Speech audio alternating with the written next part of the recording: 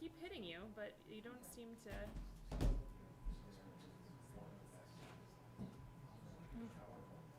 Thank you.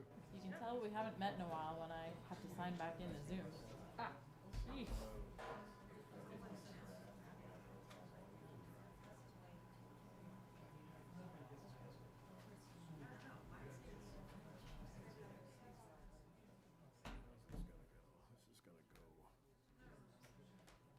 That's stupid.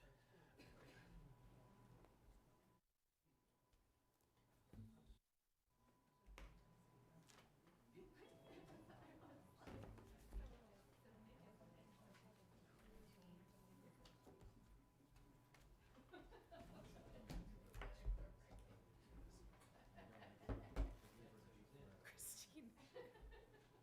Is my face You were out? like 6'6". Is there a lot of me? Yeah. Oh dear. Mute the speaker. You go on forever and ever and ever and ever and ever. That's great. You're welcome.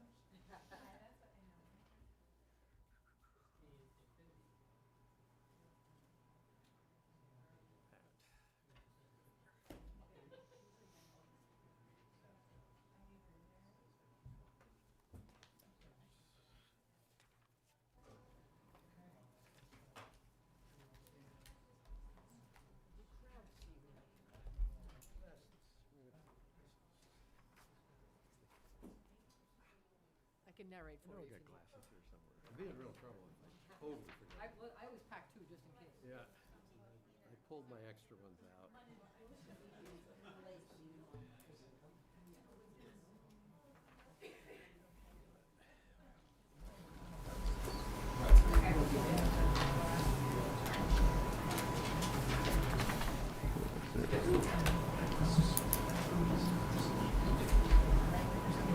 Okay, I'm ready if you're ready. Ready? Ready over there? And Mike's coming around the corner. Ready? Mike is ready. Christine's ready. I'm ready. We're all ready. Audience is ready. Okay, I think we're ready to kick off the first Medfield Select Board meeting of 2026. Welcome everyone to this first in the 250th year of our country. Democracy is alive and well here in Medfield. So welcome. We have I don't know whether we have a long agenda tonight or not. It's not a long agenda as far as topics go. Don't chase us. When we say it's long, we're out of here in an hour and a half, and we say it's short, we'll see you We're at midnight. So when I left the house, my wife said, "So is this going to be a long meeting?" I said, "Well, the agenda doesn't look like it's going to be a long meeting, but Christine said it could be." So Although we're supposed to get an ice storm, so I'd like to have everybody out by 9. On So- that note, the reason she asked is one of us is going to have to bring the horse in late at night, and right now it's looking like it's her. So, all right. I'm here for you, Gene. Fortunately, she I'll kick doesn't. him under the She table. doesn't listen to these meetings. She hears enough of me as it is. Okay, well, welcome. Just a couple things that most of you already know about. This is a hybrid meeting where you all here are in the live audience, but this is also being streamed live and video recorded, so people can also tune into the meeting remotely if they didn't want to come out tonight to actually attend this most important meeting of the year at the beginning of this most important year for the country. We have a microphone there, and we also have we actually have Bill Massaro holding the Bill Massaro microphone. If you have anything that you'd like to say in addressing the meeting, we'd ask you to either go up to the lectern and use that microphone or get the microphone from Bill. When you do that, you'll notice your voice is not amplified. That is because that's not what the microphone is for. It's picking up the audio feed to go out on Medfield TV. So it is working, presumably, unless Mike says it's not. And the only reason we do it, though, is to pick up the audio for the people that are tuning in. With that, I'd like to start off taking a moment of appreciation for our troops serving around the globe, but I'd also, tonight also like to just acknowledge and ask for your thoughts about Father Leroy Owens, longstanding pastor at St. Edward's Church, retired a few years ago and actually was affiliated with a church out in Falmouth.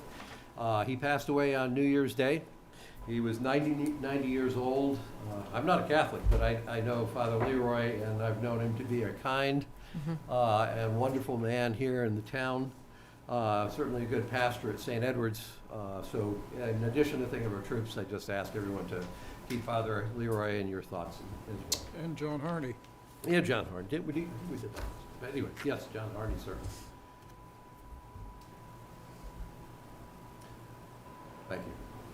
Okay, let's see. The very first item we have on our agenda is Diane Rinaldi here to request a vote to opt out on the vote by mail for the municipal election on March 30th, 2026, and a vote to appoint election workers for that election. And then, let's do that one, and then we'll let you move on to the Okay, second topic. absolutely. Absolutely. So I'm looking to opt out of the vote by mail for our local election that is March 30th of 26. It costs the town a lot of money, and the Vote by Mails Act, the Vote Act of 2022 requires that the select board opt out if we're not going to be doing the vote by mail component for our local election. All that basically means is that it's not vote by mail, but if somebody is out of town, wants an absentee ballot, they can certainly obtain a ballot by mail. Absolutely. It's just a piece of it. Costs the town about $15,000 if we were to do that on our own. When we are doing that dealing with that for the primary and the general, I can get some of that money back from the state, but we don't have an option to do that for the local. And then if you could vote to appoint my election workers, and the list is there. Same people that have kind of been with me since I started this, but there are a few new names on the list as well. And that would be for the local election that's in March, the annual town meeting in May, the primary in September, and the general in November. Okay, and Mark, the list of names was in the meeting packet. Right. I take it we don't need to read those names out loud if they're in the meeting packet? How many names are there? I don't know, 15? 14. Oh, 15? I would read them to be safe. Okay. Okay, fine. Do you want to read? Want me to read Yeah, them? you can read them. Sure. They're your names. Okay. So it's Christine Alessi, Christine Babson, Bob Costello, Heidi Erickson, Linda Kimball, Teresa Knapp, Joanne LaFrancesca, Maureen I can never say that, Laura Mulready, Liz Sanderman, Bill Southwick, Sharon Tatro, Rosalie Weiss, Robert Winograd, Faith Bannister, Brittany Hardiman, and Mark Fisher. You have a motion? I would move to opt out of the vote by mail for the municipal election on May 30, 2026, and to appoint the election workers for that election and all the elections this year. Yes, please. Which the election workers whose names were read. Yes. Second? All those in favor? Aye, aye. Okay. Okay, thank you. Have a second topic. Yes. The second topic has to do with the 375th anniversary parade that Medfield will be having. We'll be celebrating the town's 375th anniversary. The date of the parade is October 17th.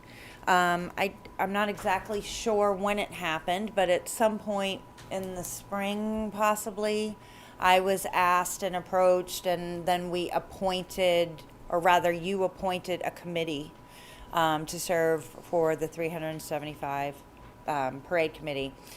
In the meantime, after doing quite a bit of research with other towns in the area that have gone through this process prior to us, it keeps things a lot cleaner, and from a financial standpoint, to have the committee separate from the town. Kind of a separation of church and state, so to speak. I have discussed it with your town council, and the best way to move forward that we feel would be for the committee to separate from the town. The committee will continue under the same name, but from a volunteer standing, just to separate everything out. So Makes that is sense. essentially the objective. But So it would be a private committee. Yeah. It's almost like when the Hinckley Helpers, they didn't go with Parks and Rec, they Absolutely. did their own Same thing, and then thing. they were able to work with Medfield Exactly. Foundation, and, yeah, Exactly. makes We sense. do It's Memo our- Holy Medfield Day. Right, same deal. Yep. Our financial sponsor is Medfield Foundation, and we've been working with them. Yep. We just want to keep things as separate and as clean as possible because we want to make sure that this is handled absolutely correct. So, Is this the same issue that the Medfield Animal Shelter ran into 25, 30 years ago? Okay. Both legally and financially, it's much simpler as well as cleaner to let a private group do it. Right. Second? Second? Did you move? I'm sorry, I was listening to him, not. No, You no, I'm move. good, no questions. Okay.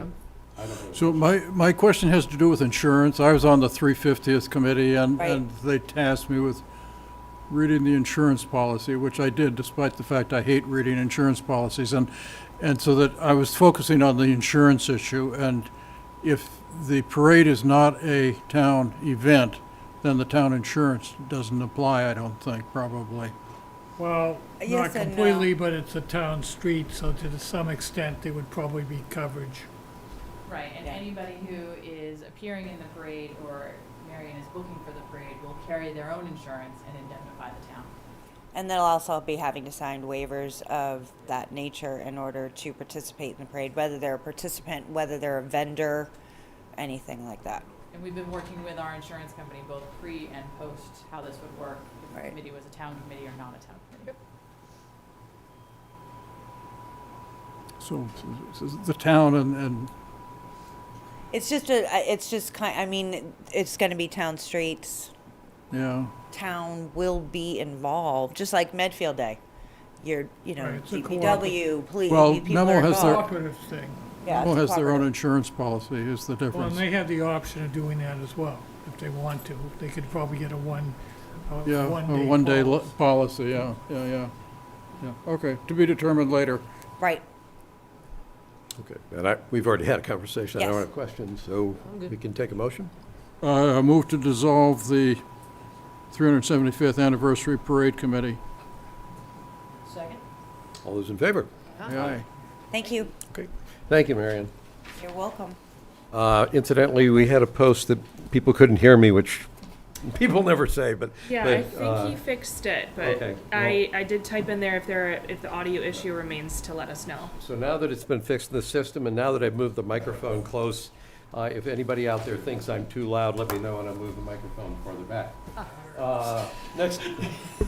Next item, Dan Moore, Project Manager Trinity, to request a vote to accept the bid from Weston and Sampson for the owner's representative position requested for the Phase 1 infrastructure portion of the Medfield State Hospital project at a value of $104,000. Contract to be signed at a later meeting. So, Dan, you're up. And I'm not sure, I'm on Zoom, but I'm not on the Sorry, panel. got you. Hi, everyone. I'm Dan Moore from Trinity Financial. As part of ongoing construction planning and coordination with the town, we were tasked to source an owner representative type position for this first phase of infrastructure work that we're about to get started up at Medfield State Hospital. So we took the categories of scope that we thought were important for this role and went out to two different engineers and got their feedback on what they thought was required for this type of position. This type of position is not somebody's being out there every day, every second of when the site contractor's out there, but it's really to have a key person that is coordinating bi-weekly construction meetings with the site contractor that was selected for this Phase 1 infrastructure with the town and the civil engineer as required and any other parties that need to be required to stay in the loop of what's going on out in the field. This position's also going to track what's actually being installed in the field so that not only is there an accuracy of what's being installed, but it's also to justify for quality control on when the contractor's invoicing, that it all makes sense as it's moving along. Each one of these site observations will come with a field report that gets distributed to the town and the contractor. And then one of the other main parts of this position is to have this owner's rep help with the closeout of this job for looking at punch list and work to complete work, but also as-built, that they're accurate and that they're turned over to the town properly in the electronic formats that we need. And so we went out to two very, like known civil engineers that we work with, the town has worked with, and out of those two bids and leveling, we ended up recommending Weston and Sampson to the town for approval for the scope that we think that's needed for this position and the time frame that aligns with the schedule of the site contractor that's getting ready to start. Trinity will stay involved, but there needed to be somebody, a third-party position, to be in this place for protection and quality for the job. So that's the idea. That makes sense. Any questions? Yeah, you might want to explain. You went to the two contractors. Yep. VHB and Weston and Sampson. Yep. If you could just give us the highlights of how you evaluated them and what your recommendation is. Yeah, sure. So in order to level this position, we ended up between laying out a scope of what we thought was necessary and then getting feedback from both VHB and Weston and Sampson. We ended up having a level playing field of what the scope needs to be between these two engineers and what they thought was necessary in that scope to perform this position correctly. And after looking at what both had presented to us, Weston Sampson's deliverable made more sense for this position. If that makes sense. So, question? No, we had talked when we met with them, so I'm comfortable with why they're going the direction they're going and the level of attention that it'll get. Yep. And Pete, questions?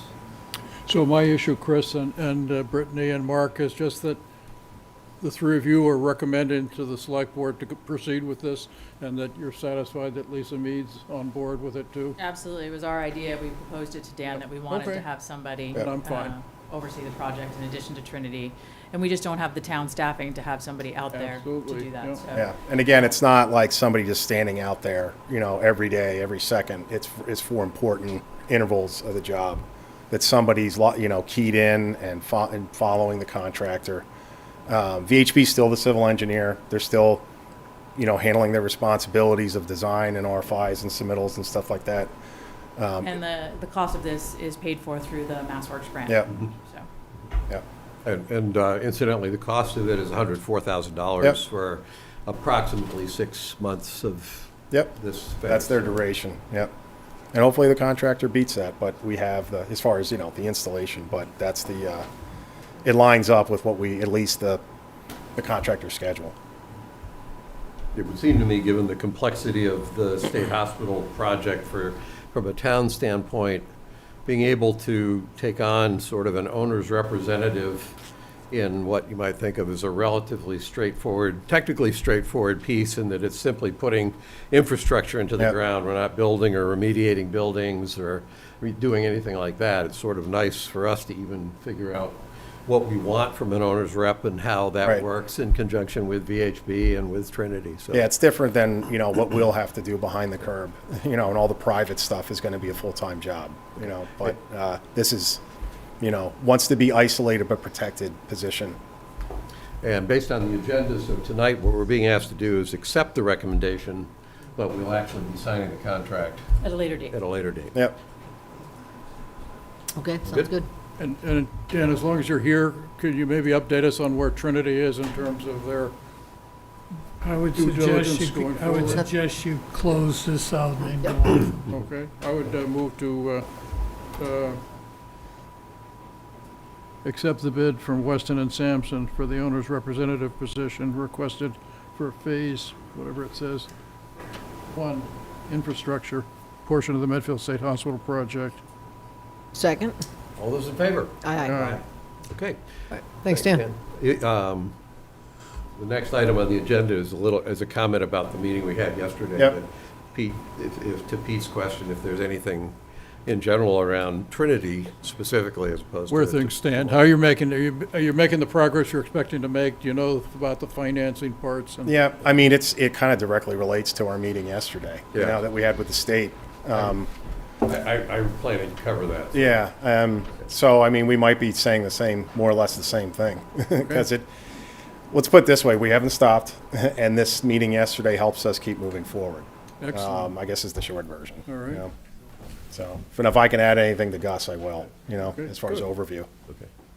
So thanks, Dan. Okay. That's good. Yep, thank you. Feel free to chime in and add anything.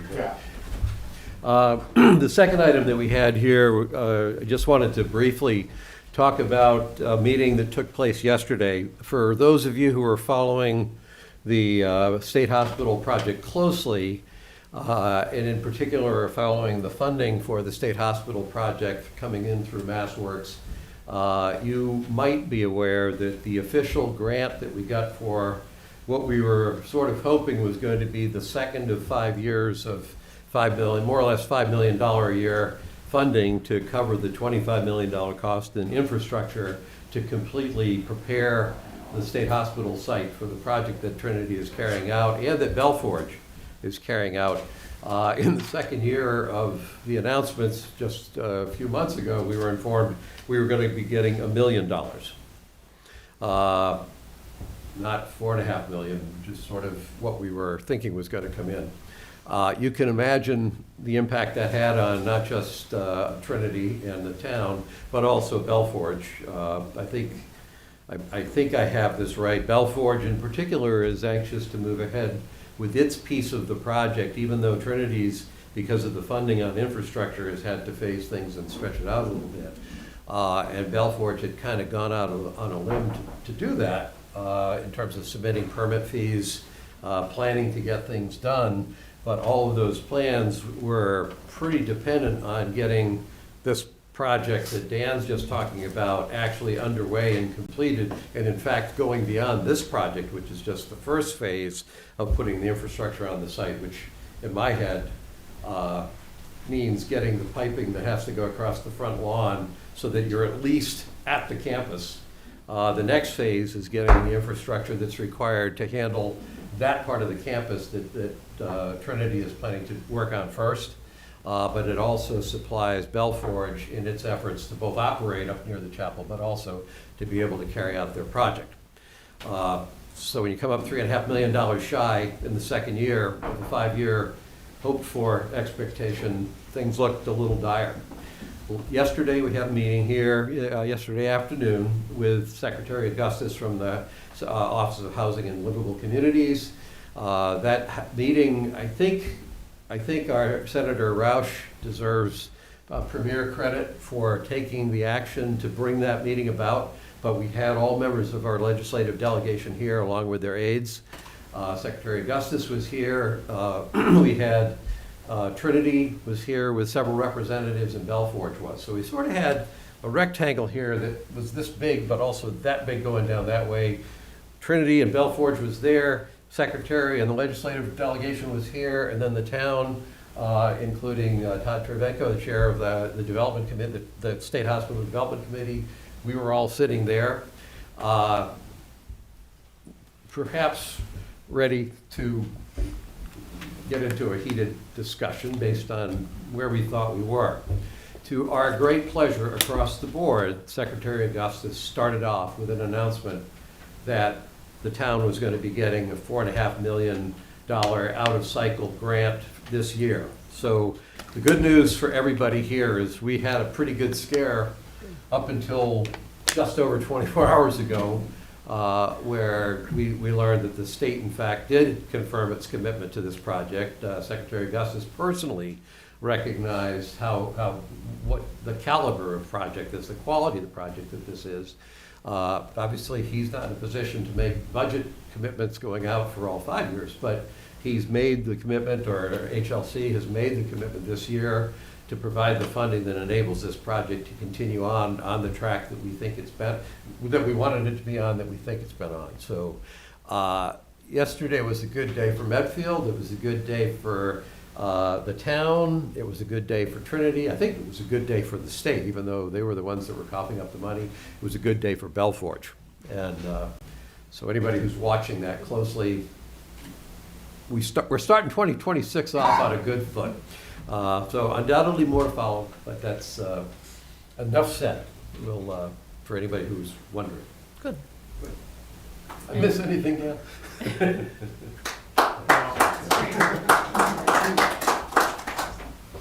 So what is that 4.5 million going to be used for then?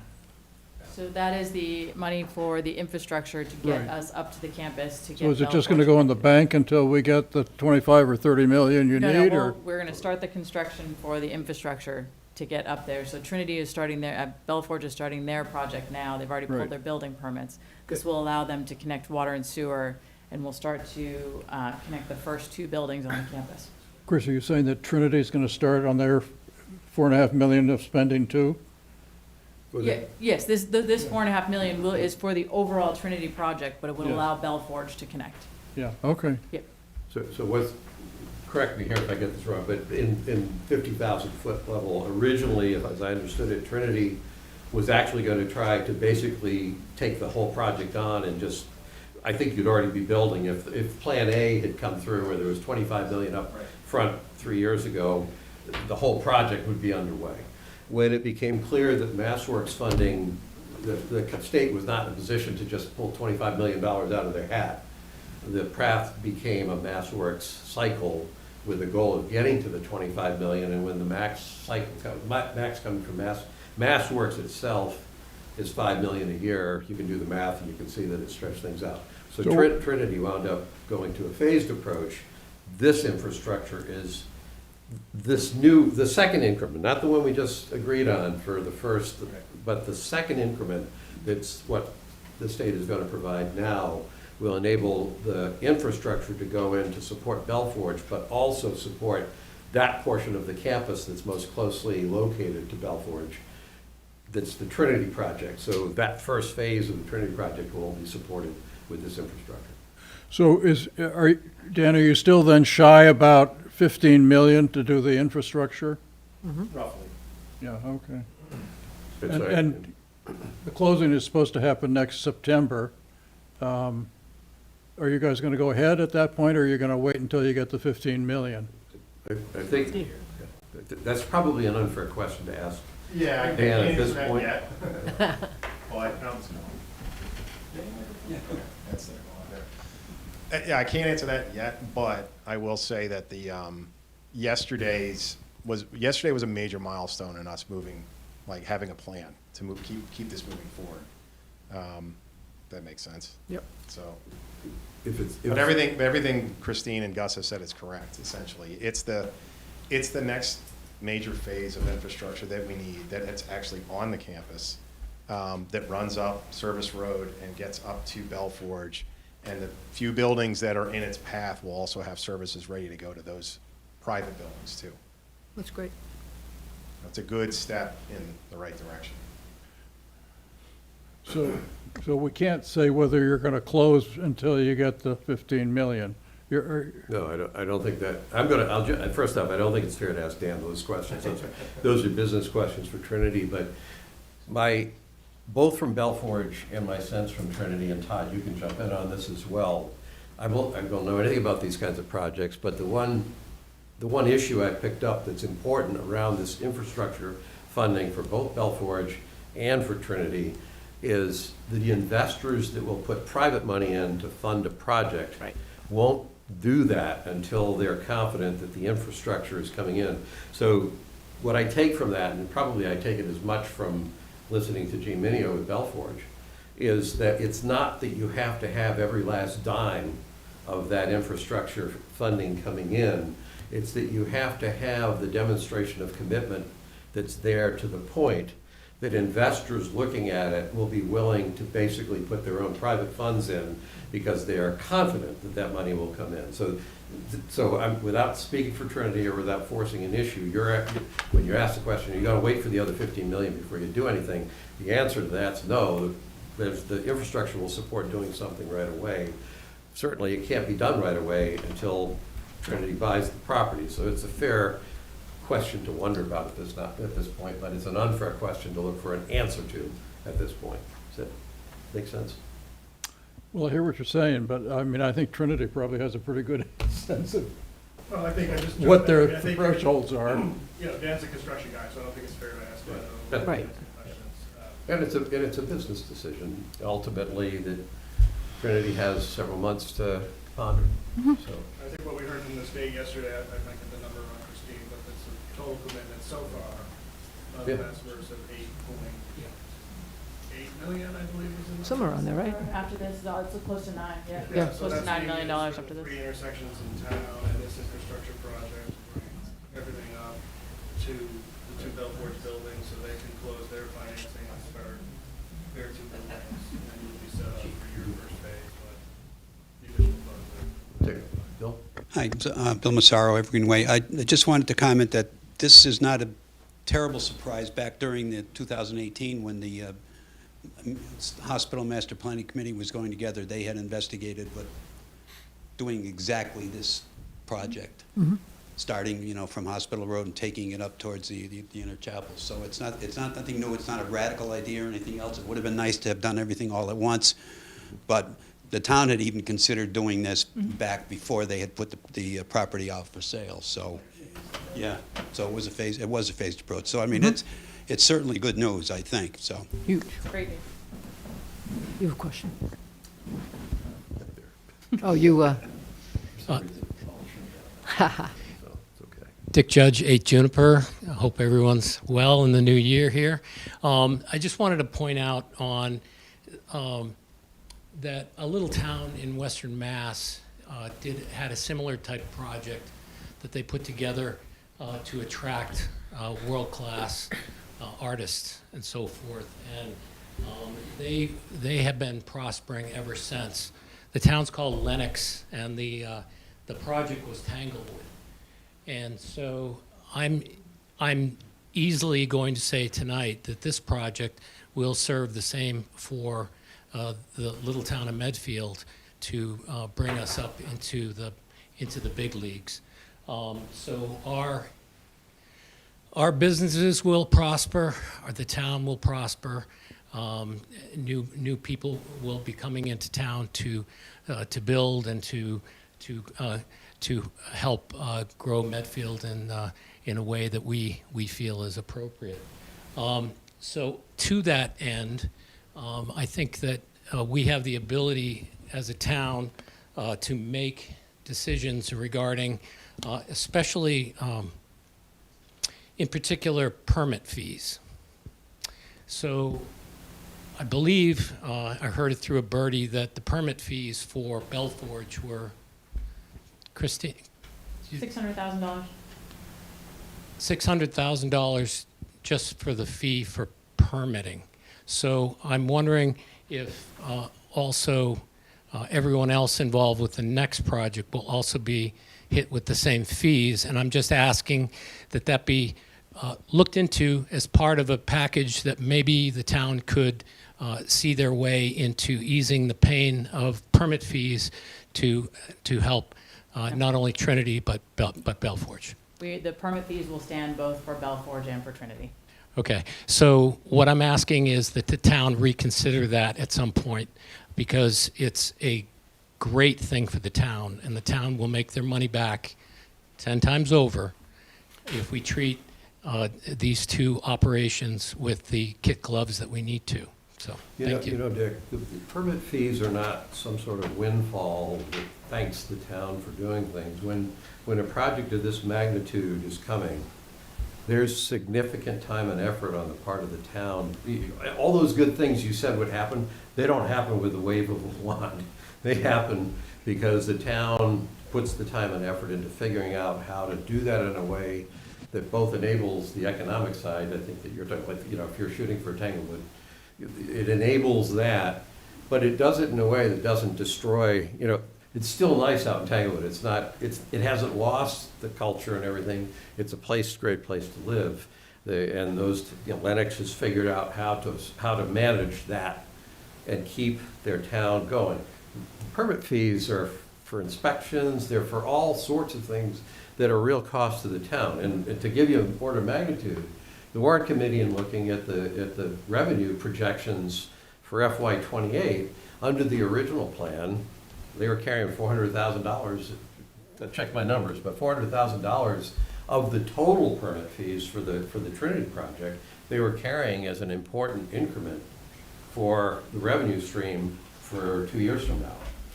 They, because of where we were at least up before tomorrow, I don't know, maybe they'll do something different coming out, but before, what they did is they moved that off, which, for anybody who's following what the warrant committee is doing this year, looking at FY '27 and FY '28, we are in some very difficult financial times that are gonna require somebody to make some difficult decisions in one direction or the other. So these things are real, they really have a big impact. It's not just something to give away, because it's a good thing that people are doing. It plays an important role for the town. And I understand that. I'm not considering it a giveaway by any means. I'm considering it an investment in the town's future, and the town should consider making it as easy as possible to be a great place to invest and a great place to do business, because we are willing to work it out one way or the other, whether, hey, they pay that, but maybe we can make it up to them in another special way. Beth? Well, I think part of that is the 99-year lease for $1 a year. In the case of Belfort. Yeah. Right. I mean, I think what you're saying there, so as soon as you made clear, you're not saying, I think we should just give, permit fees away. I agree with you that the town, I have for a long time, because I don't think the town had a reputation of being an easy place to do business with. And sometimes it's because of the way people react to economic development.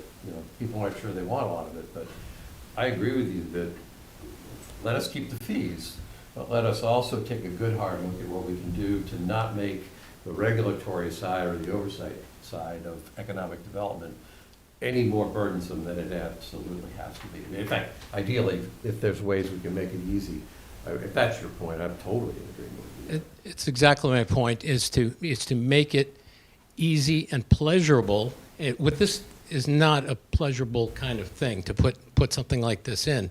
But if we certainly make Trinity feel comfortable and Belforge feel as comfortable, then we will be looked at not only from their viewpoint as a great town to invest in, but from all the people that will come after them who will be moving in to take advantage of this wonderful thing that we have in town.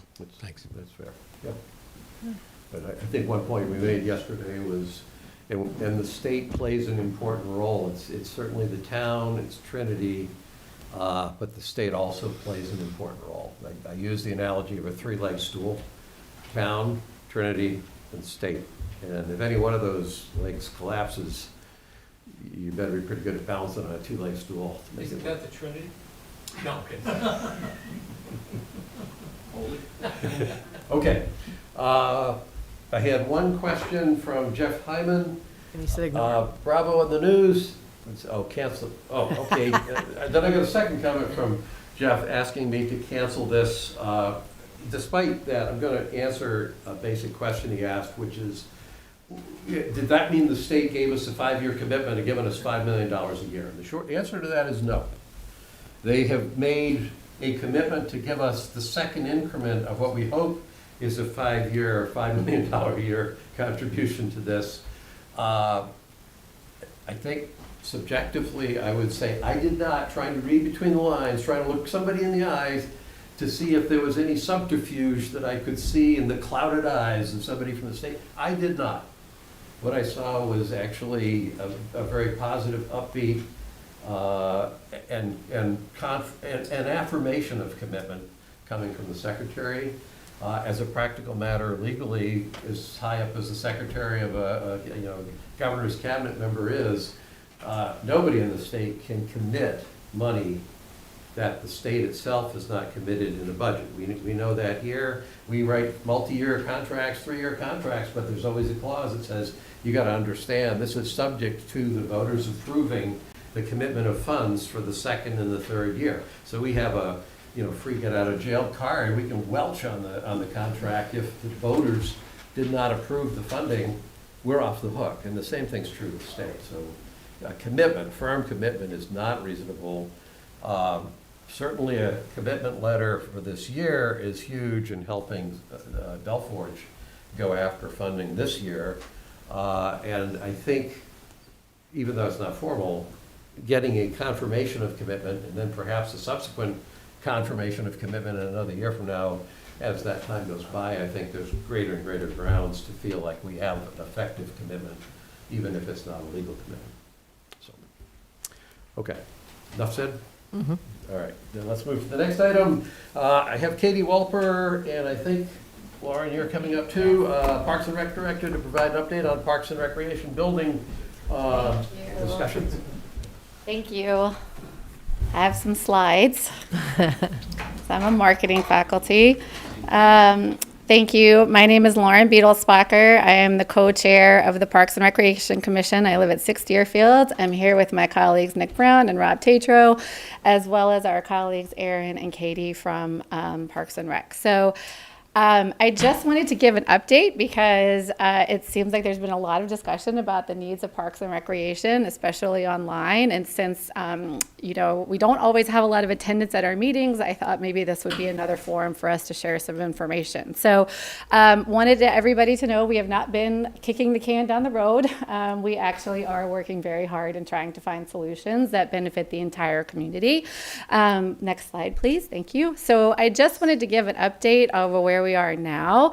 As you all know, the FAF Center closed in a year and a half ago. I think I've kind of blocked that timeline out. And we are very well aware of the fact that we have care, custody, and control of the FAF Center.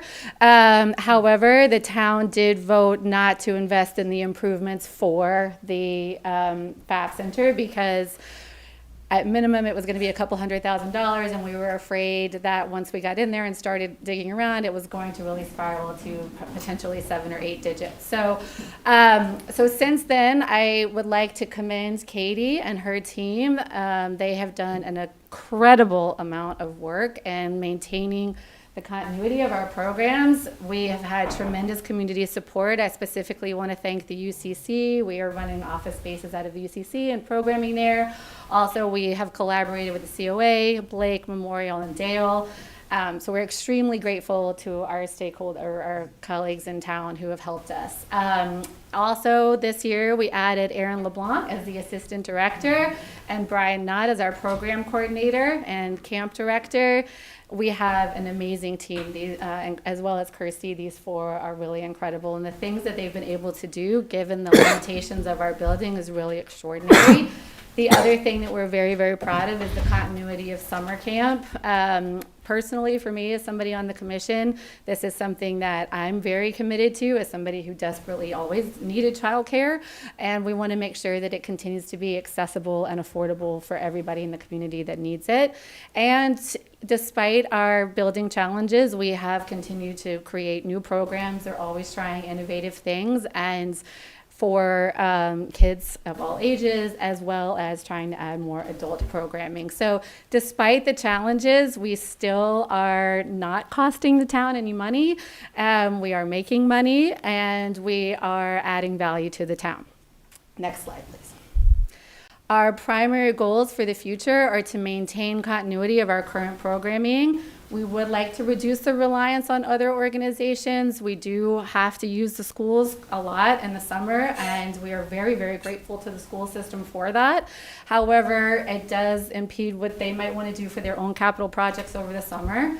We would like to create some stability for the Parks and Recreation team. I know that that's a goal of the Parks and Recreation Commission. They're currently driving all over town all the time.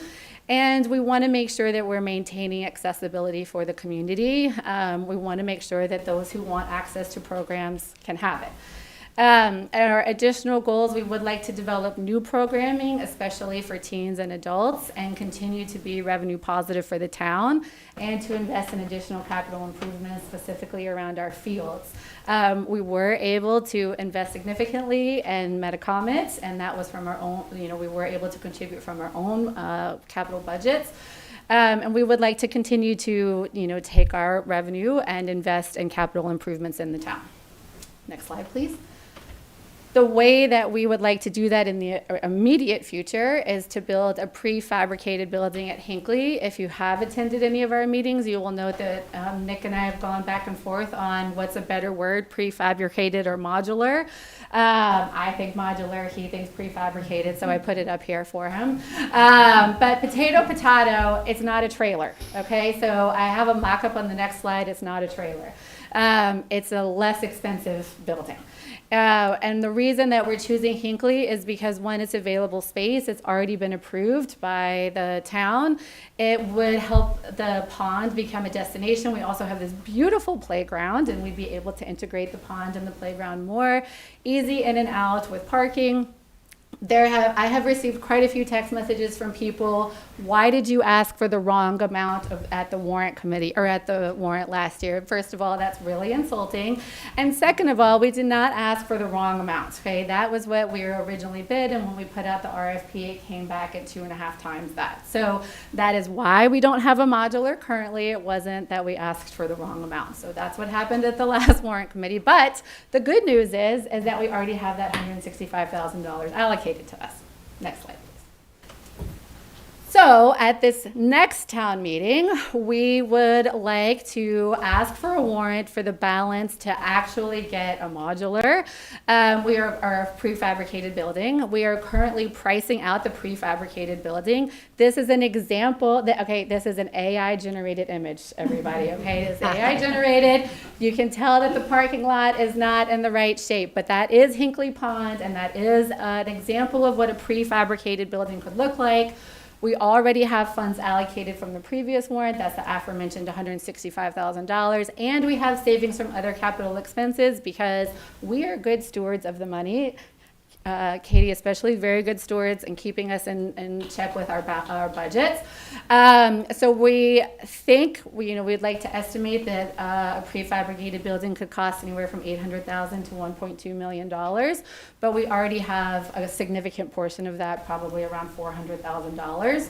We are working on pricing this out, and we will be asking for a warrant for the balance at the next town meeting. Next slide, please.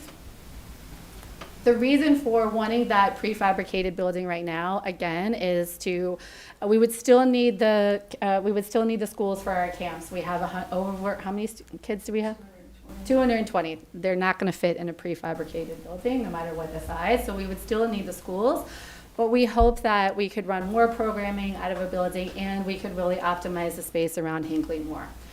Our long-term needs, and this would be 5-10 years down the road, the town's open space plan, as well as every other survey ever done, indicates strong support for a community center. We recognize that. What is Parks and Recreation doing now? We are launching a survey this month to gather input on the desired amenities and programming. We do have some of this information already from previous surveys, as well as the open space plan done just a few years ago. Based on this feedback, as well as surveys and studies done when Eileen was on the Parks and Rec Commission, we will develop a concept plan informed by surveys, prior studies, and departmental expertise. We really rely on Katie and Aaron that they have expertise in park and recreation. This plan will outline potential uses, operational models, and estimated revenue opportunities associated with the larger community center. Next slide, please. So what about the school?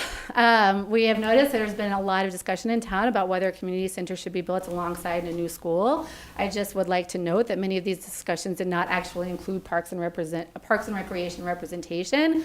Nick and I recently, along with Eileen, had a thoughtful meeting with Carolyn and Bill, and we feel like we understand the needs of the school building committee, and they understand the needs of Park and Recreation. These two projects need to proceed as two separate projects. Parks and Recreation does not want to do anything to impede on the building of a new school. If it does work out for us to be built concurrently, well, that would be wonderful. Okay, that would be wonderful, and that is an option we would love to explore. We do not need a warrant for a feasibility study. Parks and Recreation will use previously allocated funds to conduct an independent feasibility study. We had funds allocated, and I can't remember the year, but we still have $110,000 left. We will use that to evaluate appropriate locations based on the concept that we create, based on community feedback, as well as all of the other surveys that we've done. And based on that, we will work with an outside party to create a feasibility study to evaluate appropriate locations based on our concept's needs and the needs of the community. We would include the Dale Street FAF site as a viable option. The school building committee is ahead of us and they're planning, so we got to get cracking, and we realize that. So you will see a survey coming out from us in the next few weeks to ask for your input about what a community center would need. I already am anticipating it's going to say pickleball, an ice skating rink, Pool, swimming pool. basketball courts, yes, Golf all those range. things. Yeah. Can we have an indoor golf range? I would love all of these things. But we'll see. So, but based on the feedback that we get from a community, we will come up with a concept, and we will then install or work with somebody to do a feasibility study to help us identify the appropriate location. Again, considering the Dale Street current FAF site as a viable option. But again, we don't need a warrant for that. We already have that money allocated. Next slide, please.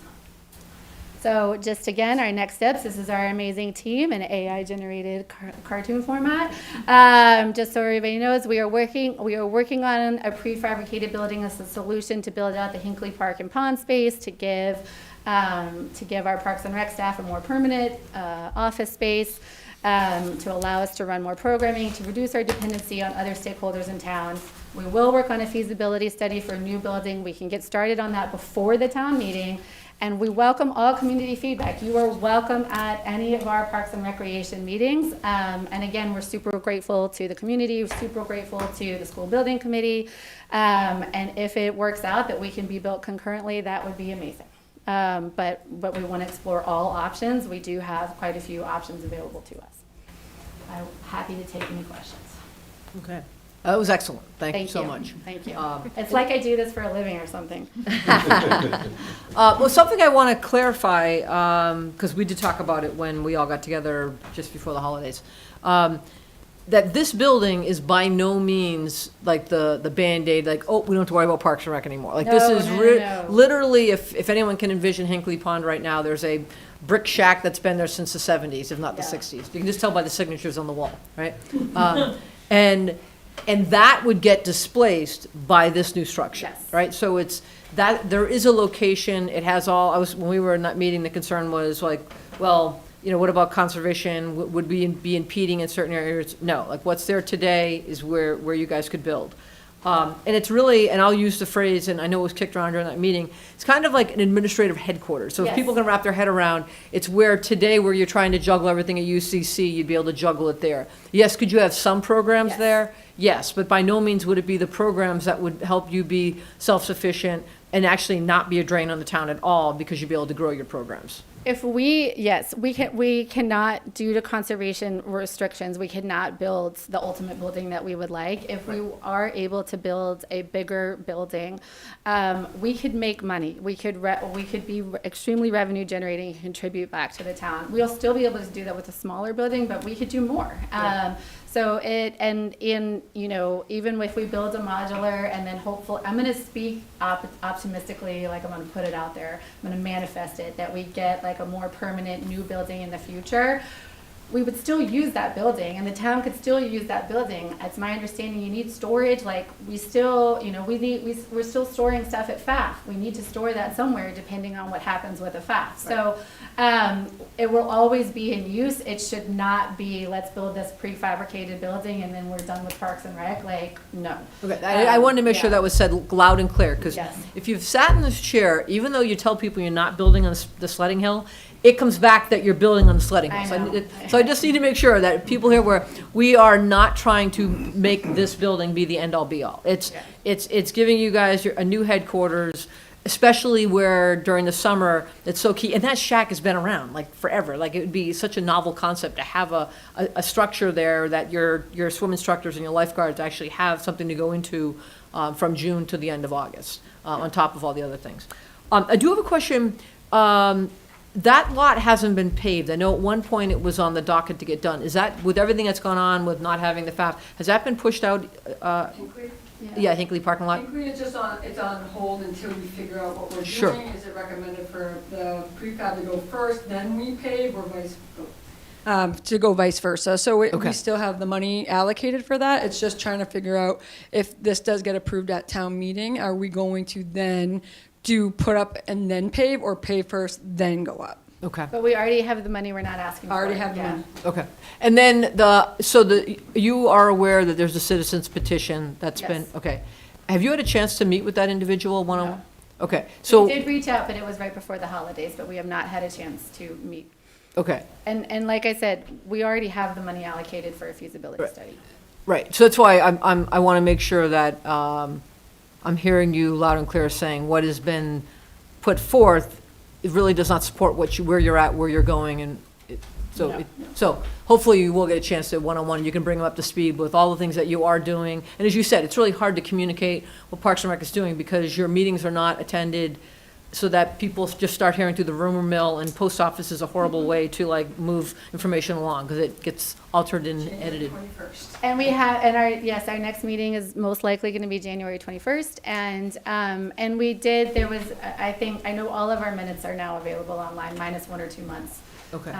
But yeah. And you're available via Zoom, so it's really important. Our Meetings, meetings? Oh, yeah. yeah. Me personally, I don't have time to meet with everybody over Zoom. Yeah, no, but that's why, no. Also, So I think it's really important that, again, it's a new year, there's a lot being kicked around, we have some important topics in 2026, and as we get closer and closer to the annual town meeting, your next, if I just heard you, your next Parks and Rec meeting is January 21st. If you can come in person, fabulous. Wonderful. Public safety building? Here. Usually. In this room. Yeah. In this What's room. that? In this room. Oh, you guys meet here, not at public safety, okay, that's where we met, that's why I wasn't sure. Yeah. All right, so you meet here, but it is via Zoom, so if you can't come in person, if you want to know what's going on, you want to ask questions, perfect time would be that evening. All are welcome. Yep. Okay, great, thank you. Thank you. That was a very informative, very helpful presentation, so thank you, and thank you all for what you guys are doing at the Park and Rec. Do your students ever complain about how fast you talk? Yes. Yeah. I was just trying to be mindful of time. And we appreciate that. Yeah. It's gonna be a short meeting, remember? Yeah, you should see how efficient Nick and I run our Parks and Rec meetings. Yeah. Bingo, bango, boingo. Anything else? Thank you, Lauren. As Lauren's giving out, Katie, you've heard from me on this before, and it's actually the Park and Rec commissioners as well. I've been impressed, given what happened with the FAF and the programming that you've kept going, just the open-minded, flexible thinking that's required to do what you've been doing over the last year is remarkable. I've said it before when you earlier. Yeah. No, but and I know there has to be a strong board of commissioners behind you to help you sort that out, and a strong staff. And I think and just a quick is like, even with the school change in time, we still successfully pulled off ski club with 145 participants.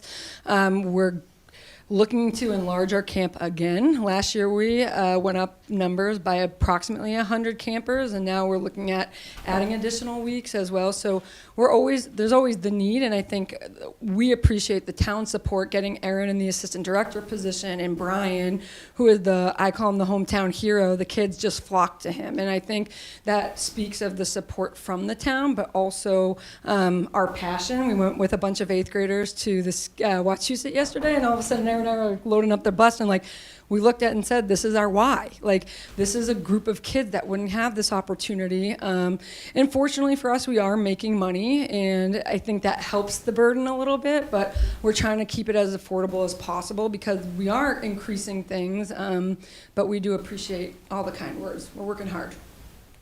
Thank you. Okay. Next item we're up to discussion items here. Town administrator to present the FY27 budget outlook. Town administrator will submit budget requests to the warrant committee on January 13th on behalf of the select board. So I take it from that you're looking for endorsement of your budget outlook for. We're looking for some feedback. This won't be as positive as our $4.5 million announcement or your excitement over Park and Rec. Yeah, meeting's going downhill from there. Oh, and you're all leaving. You know, we're lucky for Steve. I know. I'll take a black coffee tomorrow. This is called Get Out While the Kitten's Good. They've actually heard this budget presentation numerous times. Okay, let me just bring that. Okay, so I want to just give you an overview of the budget process. I know you are aware of this, but just to remind you, this is the warrant committee budget process. They start in December and January. Although I find the last 2 years we've been meeting almost year-round for the warrant committee. But they actually start having their warrant committee liaisons start to meet with the departments and review the individual budgets that are being proposed. My budget, our budget, is due to the warrant committee on January 13th. The school department, their annual budget and their public hearing is January 29th. March 31st this year will be the warrant hearings, and then obviously May 4th will be the annual town meeting, where you're all required to wear your Star Wars stuff. May the 4th. May the 4th be with you, yes. For Brittany and I, we actually started meeting with our department heads and talking about the budget probably mid-September, and really October and November. We meet with every department head and talk about the budget and where we're going. So one of the first things we do when we're working with the warrant committee is this is our 3rd year of our new budget process. And what the warrant committee does is they meet with us and we look at what we anticipate for our forecasted revenue.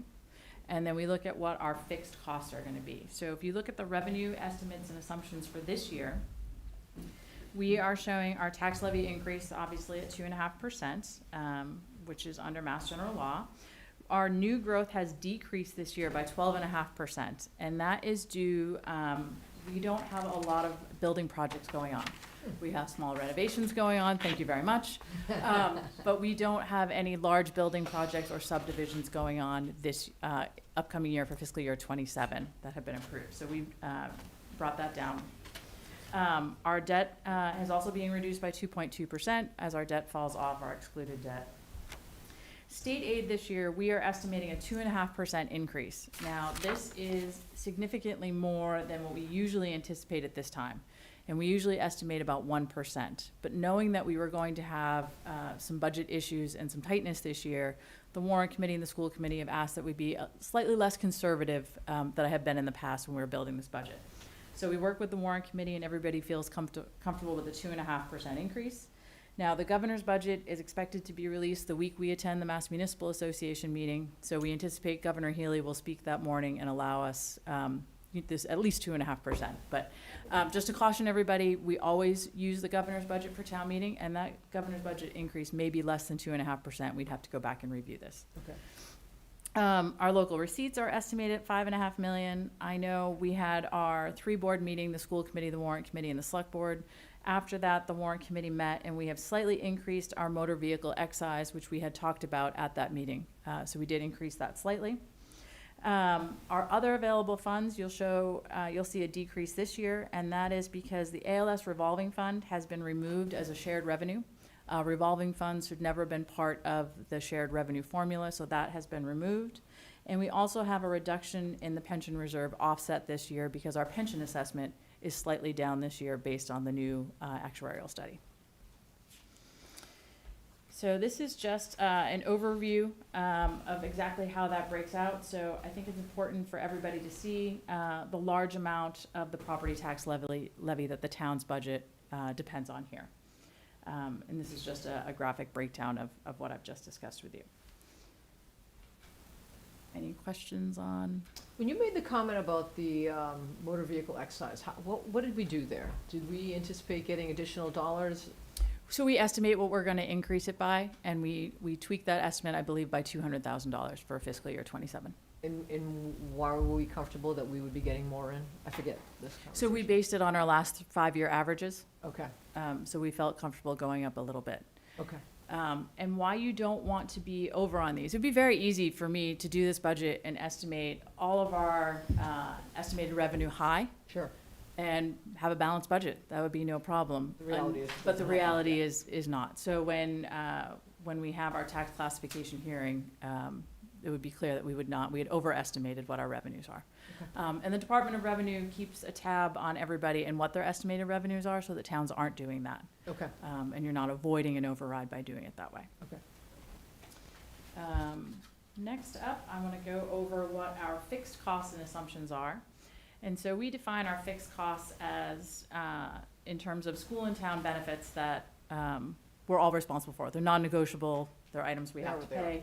So that includes liability insurance for all of the town vehicles, town buildings, and that is our employee and health insurance benefits. I know we've talked significantly over the last 18 months about health insurance. I know the Globe did a very large study yesterday, a very, very large story about health insurance. We're seeing that increase both now in the public and private sector.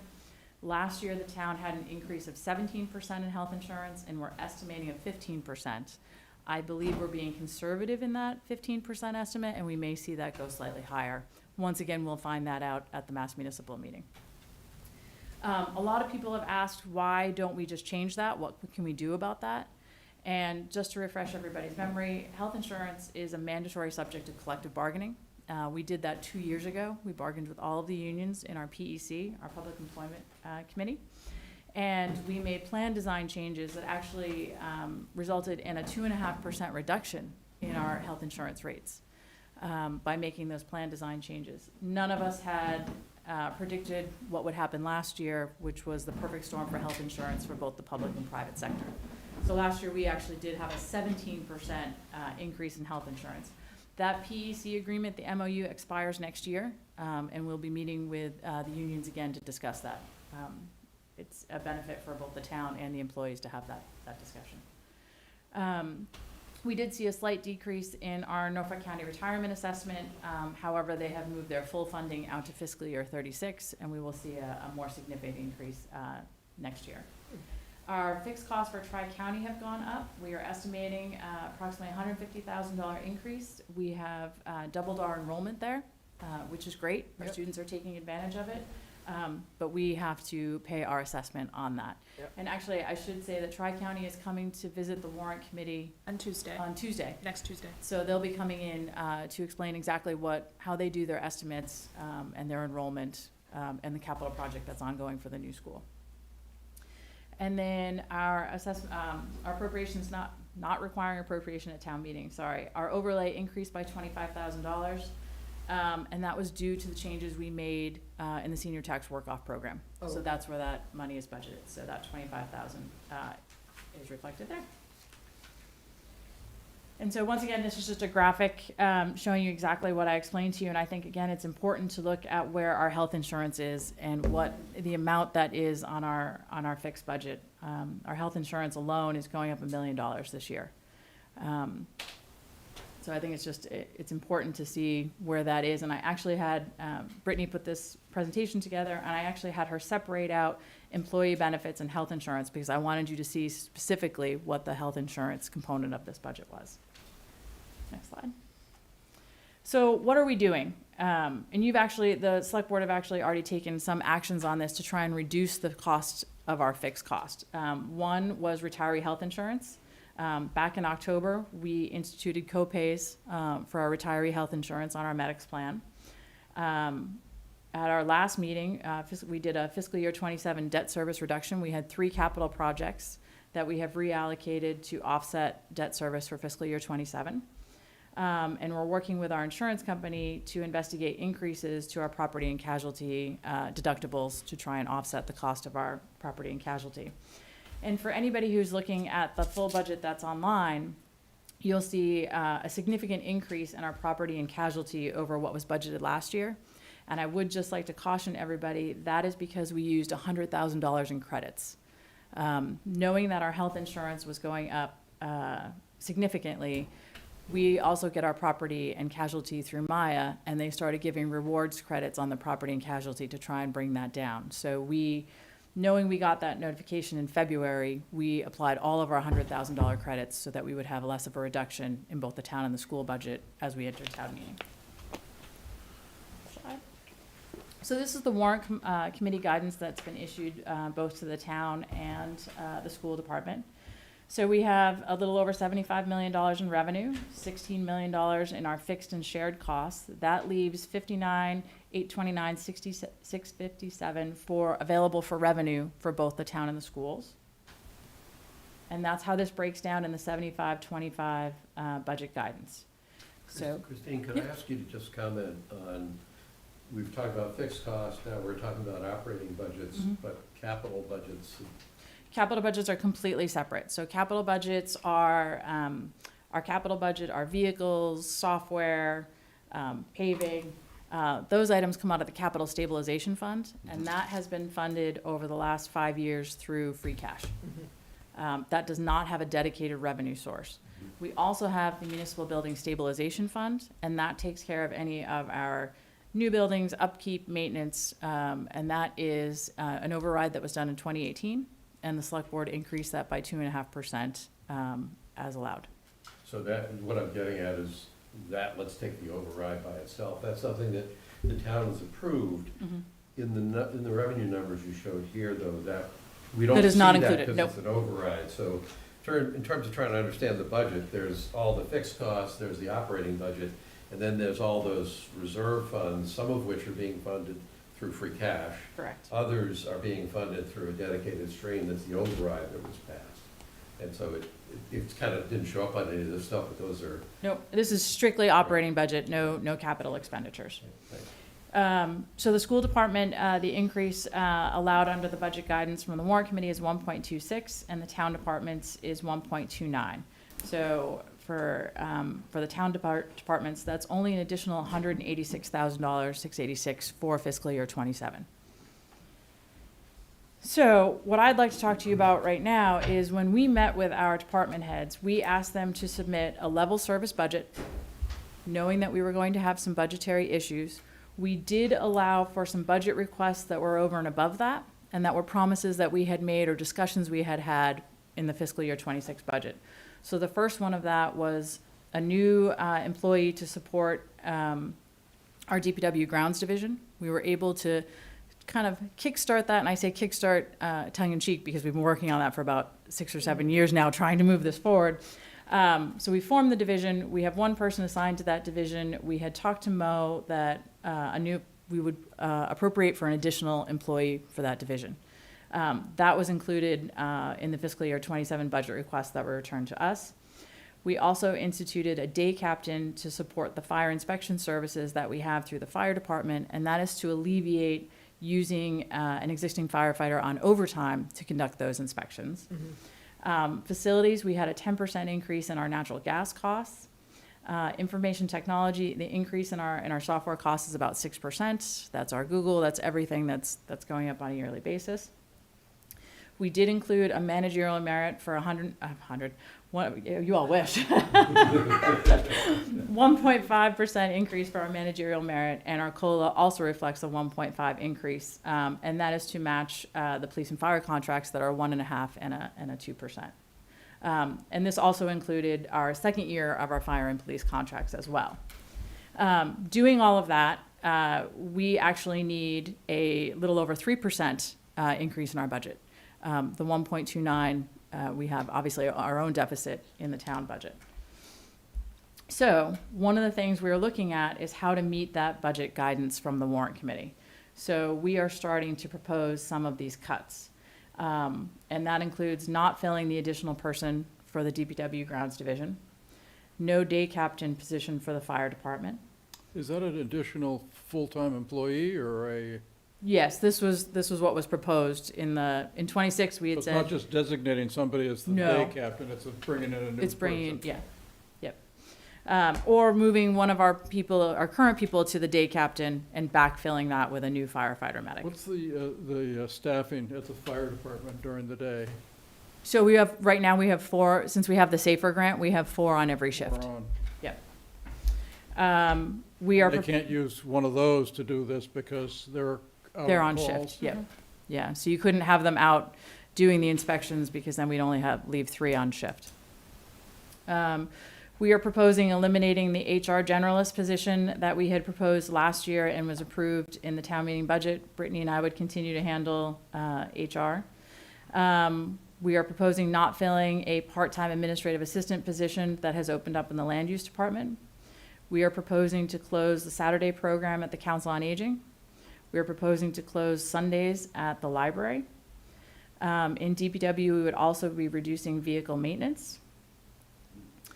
We are looking at eliminating the on-call animal control officer. So we would, for weekends and after hours, so we would only be staffed during the day. Police department, we'd be looking to eliminate funding to staff community events at no charge. Right now, we don't charge for Medfield Day. We don't charge when they're invited to events, holiday stroll. We would have to end that. We would have to charge our detail rate. We have proposed eliminating the crossing guards. We have reduced a full-time administrative position in the assessor's department to a part-time position. I am proposing eliminating the dog waste pickups at the state hospital.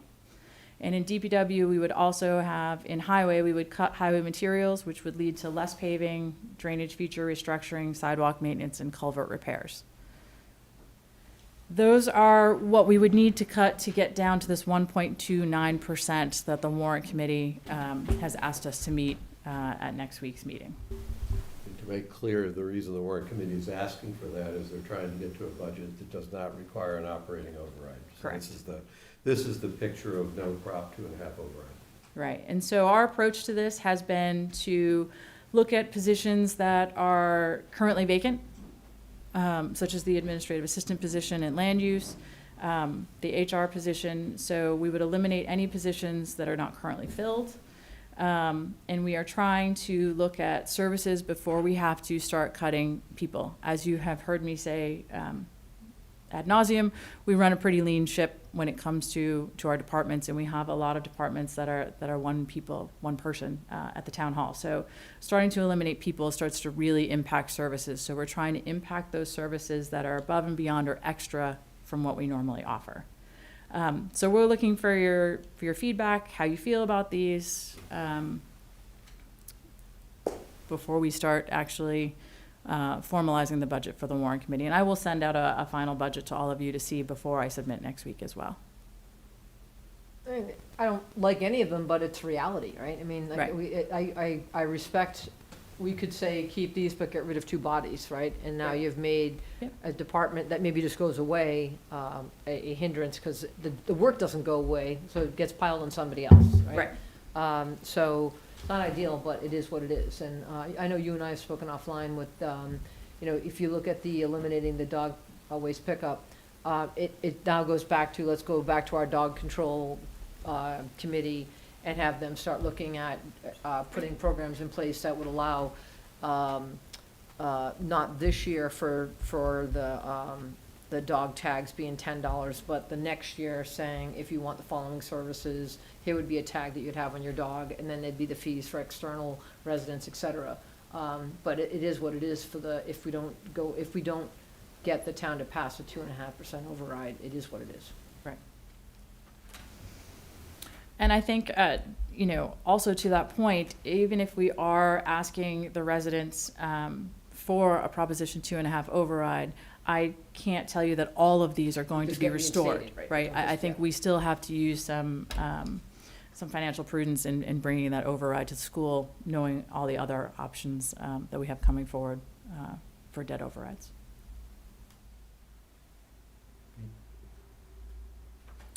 Well, no one likes to cut the services, but I think that it is just the reality, unfortunately, so. This is actually less than I had expected, so that's the only silver lining for me. Well, and I think it's less than expected, and why we would only be looking for a 3% is because we asked everybody to come in with a level service budget.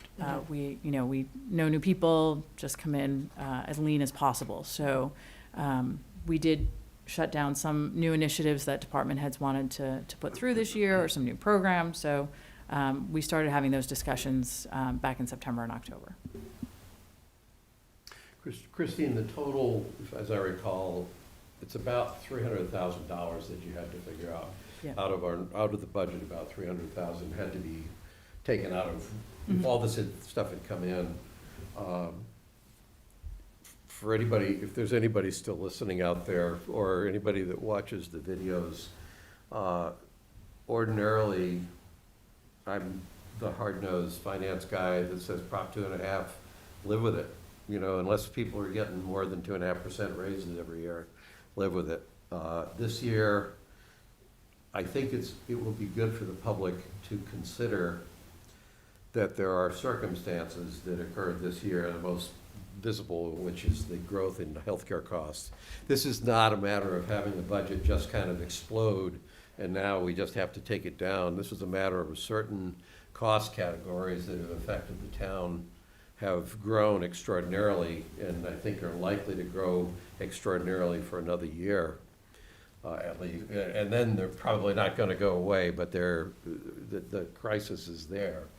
And so in thinking about the pressures to drop things down, recognizing the reason that the pressures occurred was because of some extraordinary growth in categories we don't really have any control over. So it will, I anticipate between now and the town meeting, the topic of an operating override will at least show up in the discussions, where ordinarily I start from a very hardline position. This is not a year that I would suggest you do that. You may still conclude that it's not a good thing to have an override. Mm-hmm. But going into it, I don't think a mindset of just, heck no, learn how to live with what you got is exactly the right mindset because of the circumstances that the town and the schools are facing in these kinds of costs that are affecting both budgets. So if anybody cares, I would say that. I would make another observation from years of going through in the federal government these kinds of cuts. The normal strategy oftentimes in the cuts is that the budget, the manager that's cutting the budget looks for the absolute most painful, disagreeable ideas. We're going to close the library for a year, and that'll cover it. I don't believe that that's what you heard here tonight. I'm guessing it won't be what you'd hear from the schools either. But this is not a game that I think is being played here. So, as I see it, it's not. It's a painful step that has to be taken if we have to meet the standard. The other last observation I have on this is when you're in these kinds of situations that we've got here, the frustrating part is I look at this and say each one of those changes, those cuts, they're small. We're not eliminating an entire service category. We're taking a person away, or we're not filling a person.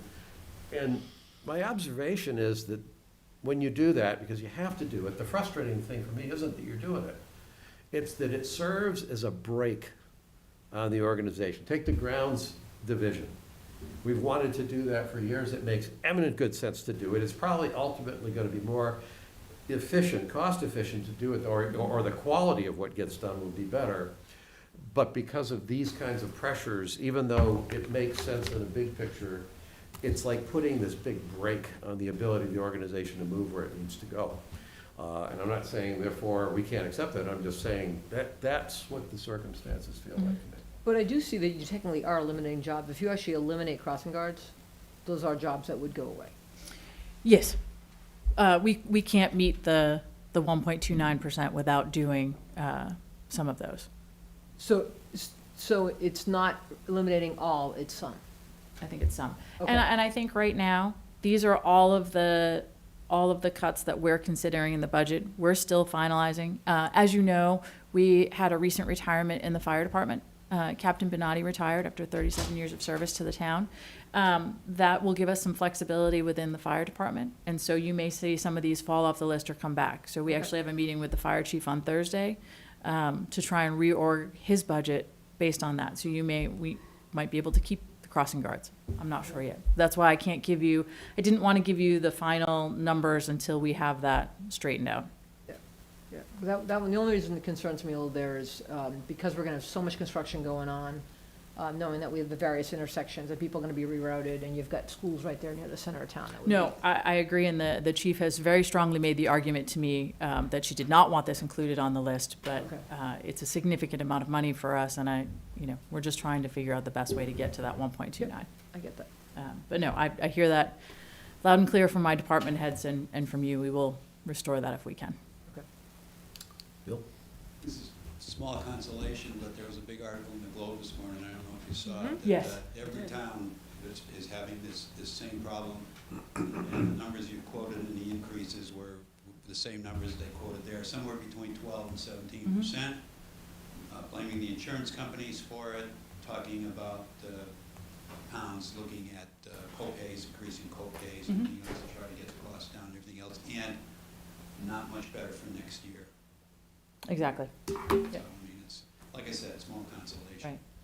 And I think it's, we tend to always think of Medfield on the inside and we don't look outside, but I think in this case, we have to look at all the other towns. I can't remember a time, and, I'm in my 27th year in Medfield in March, I can't remember a time that there are this many towns in the Commonwealth talking about an override before January. Just talking to my colleagues, some of my colleagues out in Central Mass that have never had an operating override in the Hampshire County, they've never had them, and they're starting to have those conversations. So it's not just us, but it also just feels like us because it's Medfield. Okay. Can I ask Lauren? Sure. We're going to cover what we might need for dealing with for next year? Absolutely. Thank you. What was that question? I'm sorry. Well, so historically, we've had issues with DCAM where we needed some environmental legal DCAM. help and Okay. everything else. I mean, I don't see anything No. drastic coming next year. I mean, we had our battles in the past, we're getting along pretty well now and everything else, but I just if we have something Yeah. that we need. And that's the part of the Medfield State Hospital that is where the landfill used to be. So we're still got it. working through the landfill closure and the laundry parcel, which still has not been turned over to the town. So Yeah, and it's- that's what Bill's referring And it's to. important to keep that in mind up there because you're going to have 1,000 people living right next to that. Mm-hmm. And we've worked very hard to make sure that we're taking care of that in perpetuity and that the state recognizes they have to do it. Every now and then, after a certain number of years pass by, we have to go back and kind of grab them by the throat and remind them that Sure. they signed up for it, so. Okay. As I said before, I don't see a problem next year. But you never know, with administration changes and everything else, I mean, Right. the world can fall apart, so, but anyway. No, Thank well, you. it's covered. We had one, it's more of a comment, although it's a comment, from Jeff Hyman. Great work on the budget. However, it seems irresponsible to remove the dog waste services at MSH without an appropriate plan in place. If waste containers are removed, people will place waste bags on the ground, as some already do, despite containers. It seems clear that someone from town operations will have to pick it up anyway. Poop is pollution when put in the wrong place. I'll start with a quick response to Sure. that, then you can I'd add be in. happy. Something like that, the dog waste, I'm guessing that the non-dog walkers or non-dog owners here in town would make an opposite argument that says, no, the people who have dogs that cause these problems should be the ones to pay to fix these problems. Right now, the town, I think really is a strategy thinking we were gonna close the gap without having to go through a contentious process. We picked up a relatively modest expense to keep the containers there, and it is true that there are still people who think we have woods butlers that come looking for colored plastic bags to pick up, but most people, the problem has gotten better because we have the containers, so we've at least partially solved that. If something like this goes through, and it sounds like it's still, the specifics here are still fluid for a lot of reasons. If something like this goes through, Jeff, I think you're saying we should have a plan in place. My guess is the plan we would have in place will be a plan that will make sure that uncontrolled dog poop doesn't start hitting the ground at the state hospital. If the best plan we have to minimize that is a program like this, I would fully expect that we would have a plan funded by dog owners, dog walkers who want to use this property to provide through a fee service. So what we're doing is converting a current town-provided service just because we didn't want to get into a big fight or try to figure out how to do it between now and the time the Trinity project starts. We will have to accelerate or shift to a pay-for-service type structure outside of the tax levy.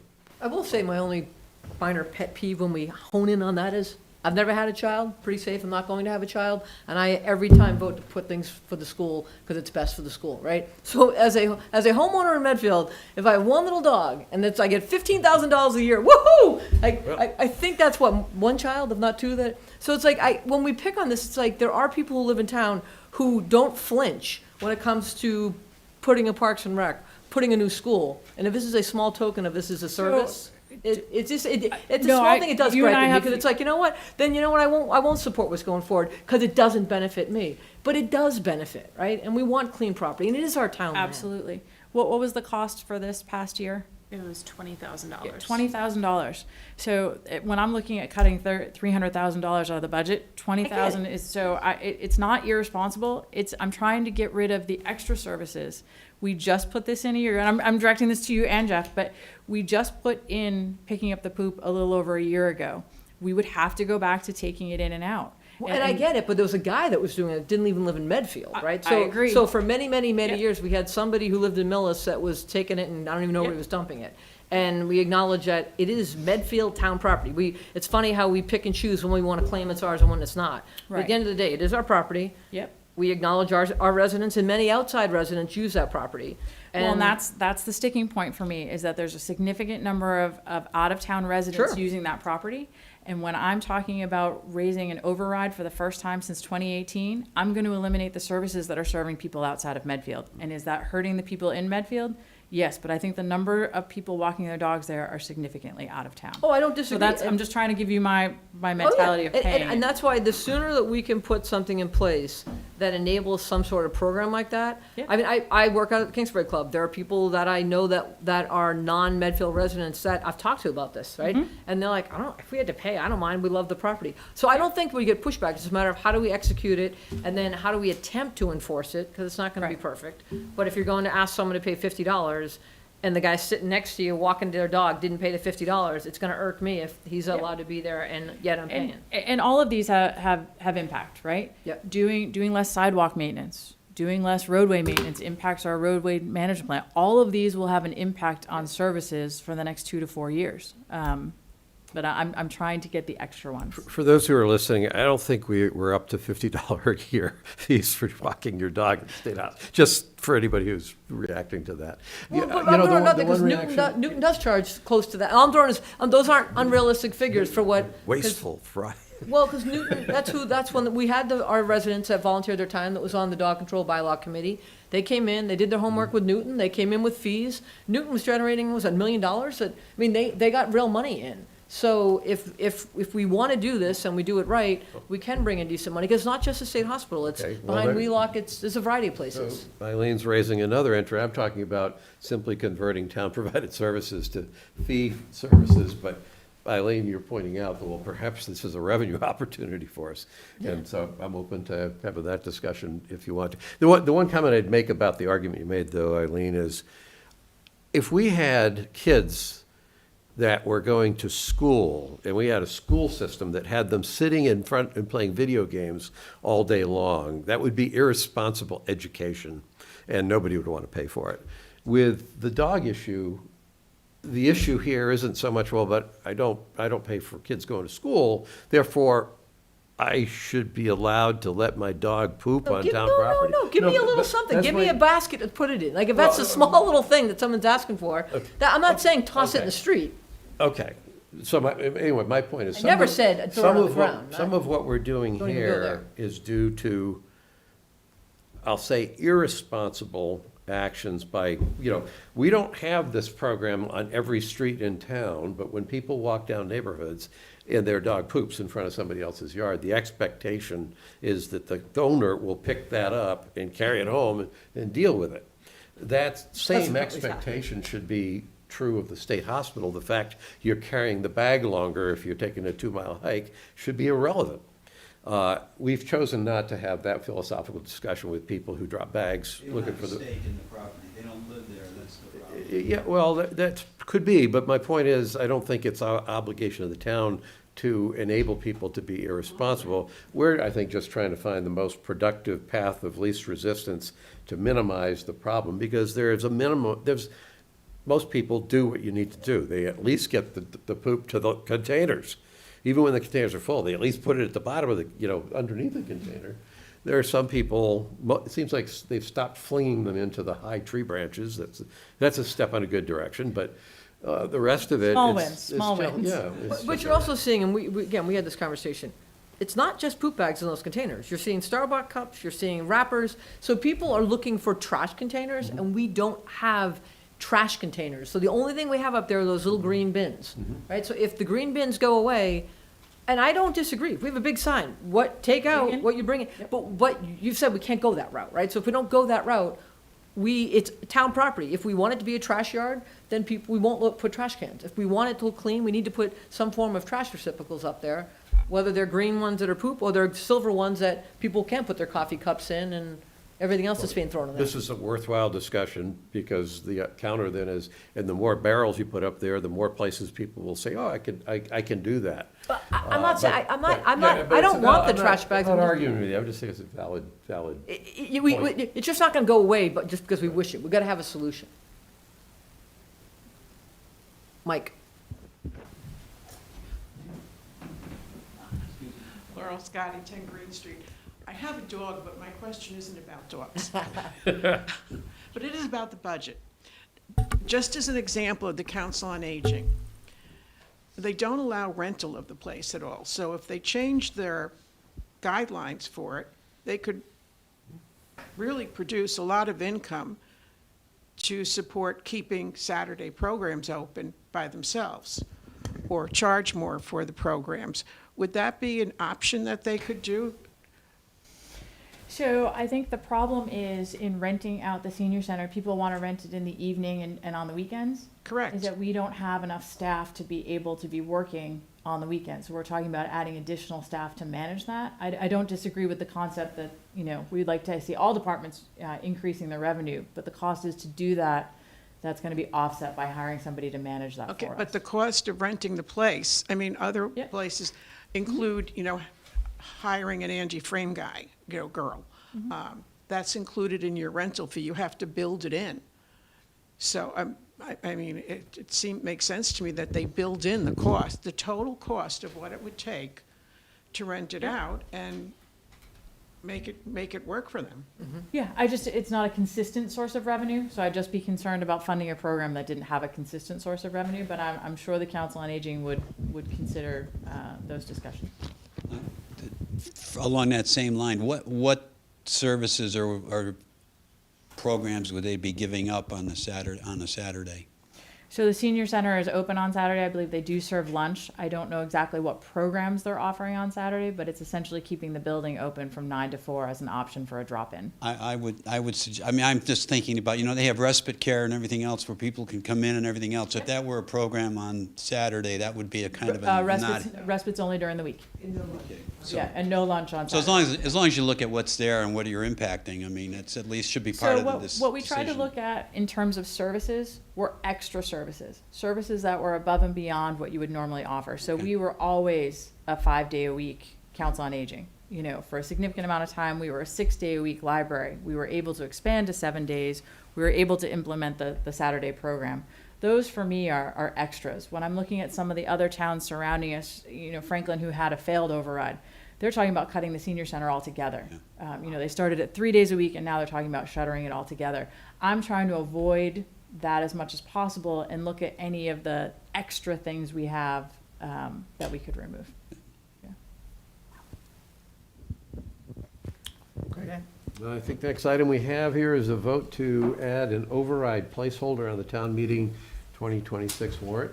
Yes, so what we would do is we will include our typical operating budget warrant article, and we will also consider a warrant article with an override budget. So we'll hold both of those, and hopefully we work towards a solution before town meeting. But with the warrant closing on January 13th, we wanted to have Just that. out of curiosity, did the warrant committee request us to do that, or are we just doing it? No, we're just doing it as, with the select board, you're going to be responsible and have the authority to place the question on town meeting. I figured it would start with you having the option of having that article at town meeting. And I'm reasonably comfortable that even if they didn't request it, they'll be happy we did it. Yeah, I would assume. So moved. Second. All those in favor? Aye. Okay, we've done it. Next item is review the current list of 2026 town meeting warrant articles. Warrant will close on January 13th. And I guess what that means, at first I was thinking, gee, it seems like the warrant should, it just occurred to me now, warrant should close on the day of our meeting.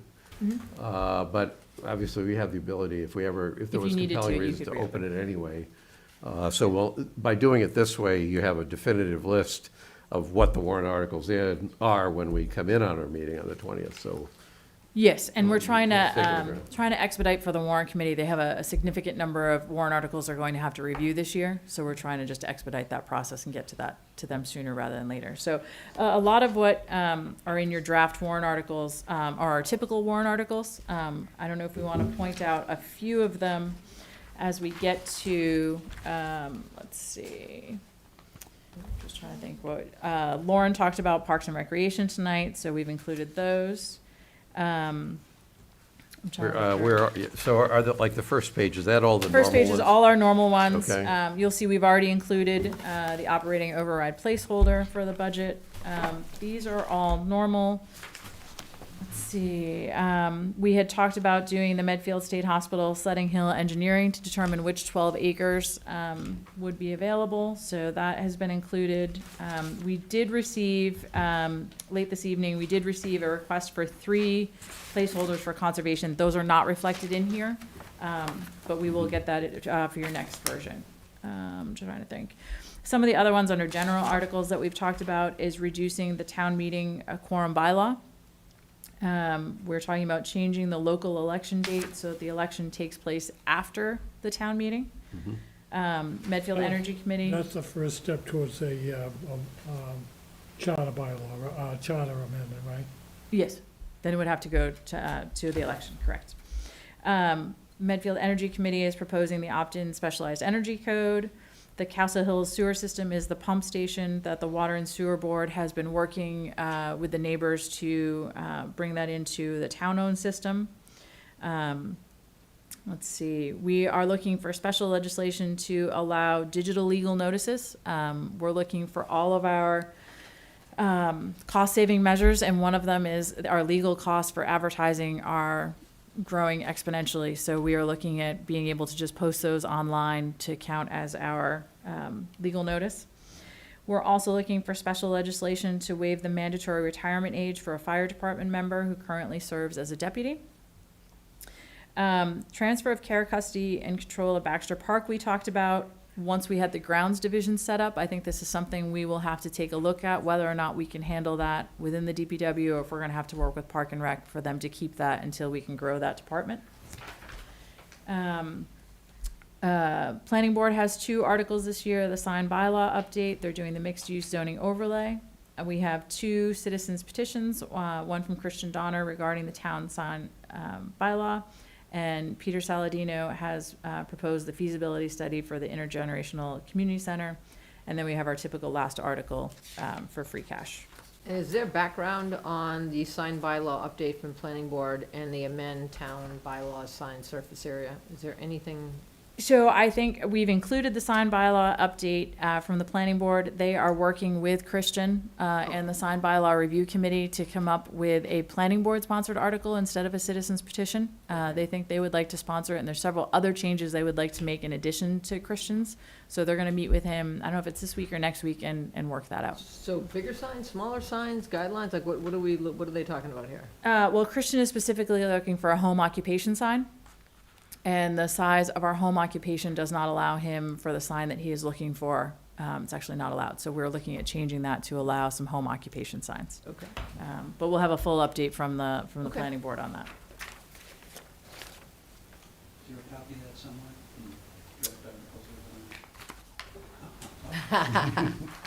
I'll put it there. We'll put it online. We'll and put it some- online, but you can have my copy. They're hot off the press, literally. Yeah, This wasn't in some the of info the, packet. I don't No, think the Conservation Commission ones are on Yeah, that one, because Concom's we not on just there, so got we'll them add those. tonight, so. Yeah. Yeah, I got it. We'll put an updated version on. Well, wait a minute, one of them private wells.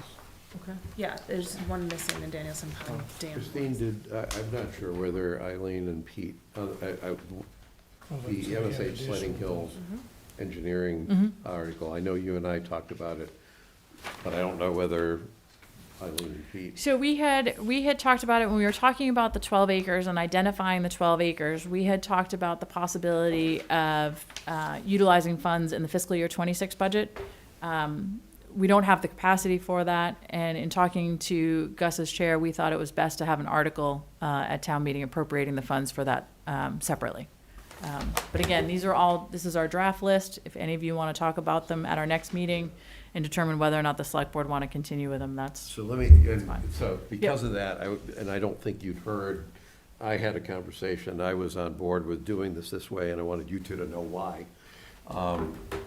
Given what you saw on the town side of all the cuts, the idea that we would move ahead with an engineering study that, you know, at least is not crucial to the operations of the town. At one point, it sounded like we were just gonna have to defer that one too, to sometime when we have more money. And then as I slept on it over the past couple of months, I said, you know, the problem with that thinking in this particular case is we need a certain amount of money to fund an engine. Basically, we need somebody to figure out where the 12 acres that we would develop south of Hospital Road should go. Okay. So all of the categorical concerns, historic concerns, environmental concerns, intrusion on the watershed, cutting down trees, ruining the view shed, all that kind of stuff that's got nothing to do with what we actually would do with the land. It has everything to do with what land we would do it on. It's like, it's time, and including the one that says, well, you didn't pick it soon, you didn't pick the 12 acres soon enough, maybe the state won't be on board. Getting all of those prerequisite objections dealt with before we move ahead with doing anything with the land. The reason I thought that was important is because I was saying, gosh, here we are, we're hurting for money. We have a piece of property that potentially we could sell probably for multi-millions of dollars. And I'm not talking about just the one option that got put on the table. I'm talking about any option. We could be getting millions of dollars for that property. We would probably have to share it with the state, yes.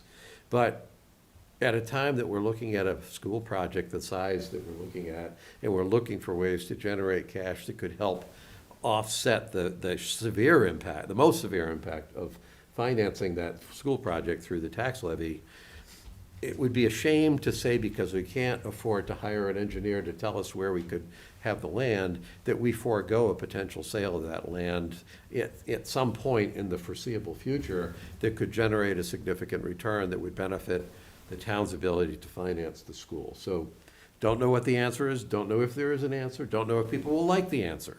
But it seemed to me that that was a question we really needed to pursue and not allow the financial constraints to keep us in the dark, so that whenever we do have an opportunity, all of those peripheral concerns crop up to stop it.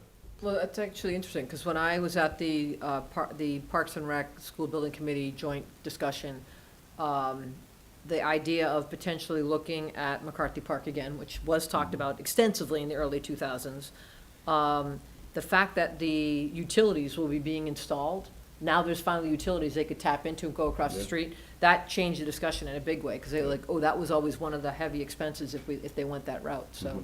But I laughed when I saw Sledding Hill. Are you doing that just so people come to town meetings? Whatever it takes. We haven't reduced the quorum yet. Bill. So, I've been thinking about this for a long time, and I'm not necessarily saying it's something that should immediately be done, but with the infrastructure that's going to go in there, that you were just talking about, and we were just talking about with Dan and everything else, you basically have sewage for the Arboretum area. Mm-hmm. You should be looking at that piece of property. I mean, it's off to the side. You wouldn't put something in there. You have if you look at your LDA that you have with Trinity, basically it says you won't do anything stupid that pulls down their project or anything else. It's just sitting there. It's a waste. I mean, it really is. I mean, it's the biggest, probably the most valuable piece of property, you know, up Yeah, we up talked there. extensively about that when we even talked about the LDA. They're like, that's not hidden to any of us. That is a gem, and that's where it really could solve some housing problems down the road. But we got to let Trinity do what they're going to do, or get Trinity to get across the line. But with the infrastructure going in, I mean, part of the LDA, and one of the things that I argued for when you were going out for your RFP and everything else, is whatever infrastructure that they put in would also be able to handle whatever else got put up there on the property, like even in the North Field, if you decided ultimately to put something there, that you'd have infrastructure that would support that. So that estimate to get to the chapel that was in the master plan that they did in 2018 was somewhere around $4 million, which kind of is right on the 4.5 where you are now. So, I mean, that was a pretty good guess as to what was, estimate as to what it was going to take to do the job. But you've got, and it's going right up, right in front of, on your property, right up the middle of the field. And the other planning issue for that property is that the town should take a look at the zoning, because it's zoned for pretty minimal density. Well, if you change it to put what's up there now, you can certainly yeah. change it again. I mean, You can ruin a piece of property too if you're only looking at the economics. So absolutely, we have to look at zoning and purpose. I'll tell you, in my case, I'm not a real estate developer. What's informed my view about the Arboretum is the comment that our engineer working with the State Hospital Reuse Committee, Kathy, made. She made a point years ago. She said, most towns make the mistake of developing the land that's on the front part of the property first. If you don't do that, if you develop the land that's on the back part of the property first, the value of the land on the front part of the property is significantly more than if you start with the front and then try to put something in at the back. I'm not an expert in this area, but she was pretty experienced. and I've had these I accepted discussions, that. I've had many discussions with Kathy when she was here and everything else too. And the other issue becomes, what happens to the piece of property in the back when you're doing for example, the buildings and everything else? You could put something in there that could kill the value of the property in the front Yeah. just as easily. Yeah. And so there is a certain risk here until Trinity gets into actually doing the phased development beyond the infrastructure and everything else, where you got a pretty darn good idea of what you're going to have back there, and you're going to be happy with it, you're going to be satisfied with it and everything else. All that takes is being critically conscious about what you choose to do with the front of the property.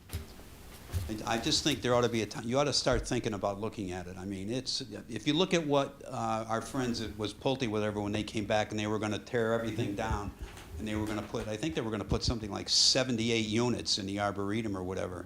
And one of my comments was, well, let's go back and at the same time while you're going forward with Trinity, ask Pulte what's the minimum number of units they could put in there. And they're not going to put in something that's going to drag down the value of the property in the back. They were going to put in something halfway decent. Your question is, how many units could you get? Could you get 30 units or 40 units? I would point out that there was something in the neighborhood of 32 units, I think, that were in the original plan from DCAM back from the 440 units to develop that whole front of the property and everything else. And there on that side, there was something in the neighborhood, I think, of 17, and then 17 over on the part of the green. So, I mean, there's 30 units. I mean, that's not a lot of units in front of the property. It's not in the way, it doesn't impact the value, doesn't impact the viewscape of anything.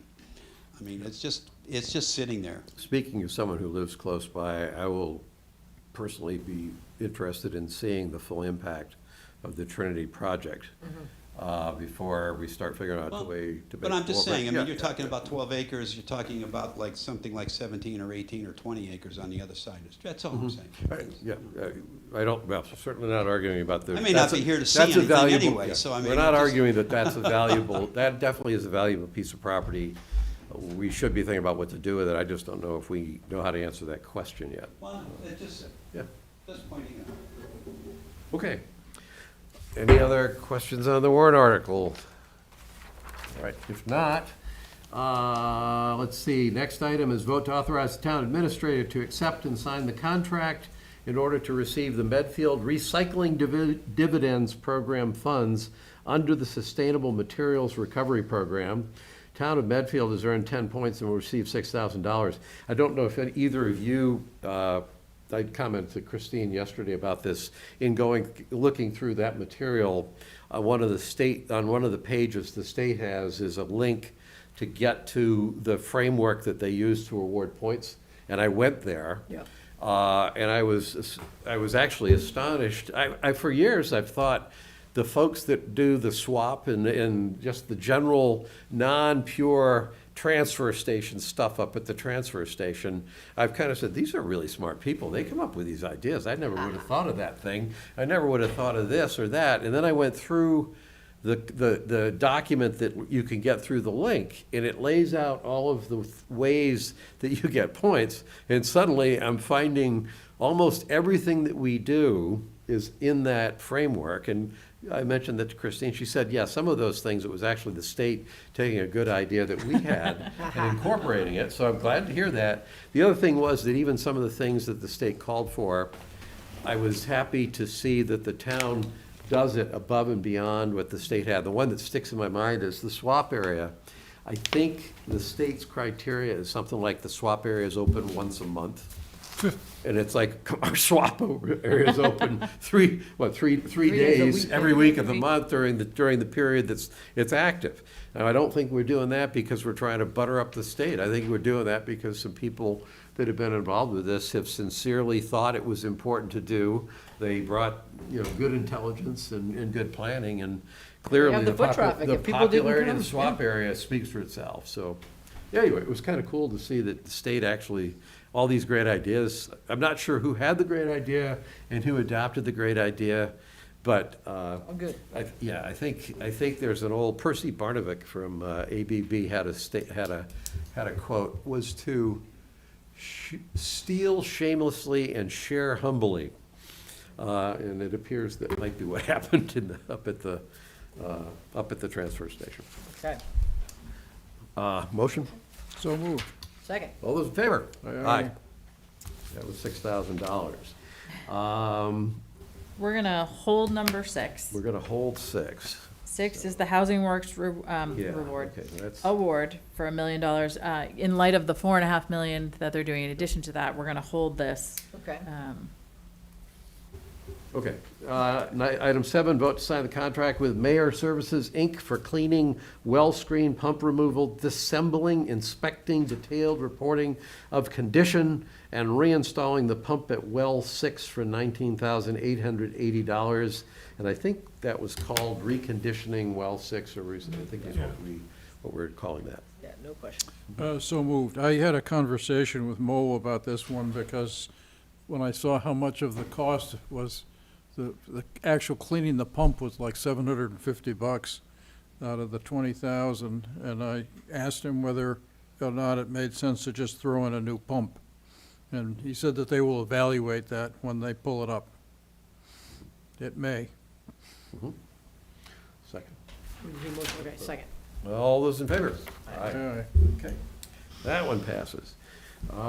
Next, item 8, vote to accept the bid and sign the contract with Beta for the reconstruction of the West Street Route 27 intersection.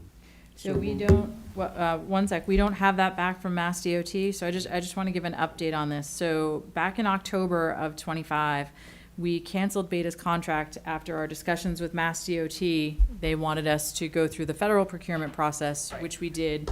Bids were due on November 14th. We got the bids. We actually had it slated in our draft agenda to go to the select board on December 16th. And Mass DOT reached out and said we needed to have a peer reviewer for the bid. So we were able to scramble, get a peer reviewer. That was completed just yesterday on January 5th. It's already been sent to the state. They need to review the peer reviewer, and then they are going to work on their own. Gus, you're gonna love this. They might want to use their own contract form. So we're waiting for them to hear back on that. So we are moving as fast as we can on the town side, and Mass DOT is struggling. And this happening over the holidays, finding out about this peer reviewer is what has slowed this down. But I assure you, we are moving as fast as we can on this. So, What was the schedule for starting work on that? I'm just curious as to how it, remember we So had talked the- before about interacting with the other. We're only at 50% design, so we're not even close. The other 3 intersections for Medfield State Hospital will be done long before that, unfortunately. Yeah. Doesn't this one have a time frame by which we have to complete it, Christine? Yes, that's why Mass DOT is asking us to use the design. They're not asking. Let me rephrase that. They are telling us we're going to use the design money that we would have paid for out of Chapter 90. We're going to use that out of the federal earmark, but I believe it's 2031. Good.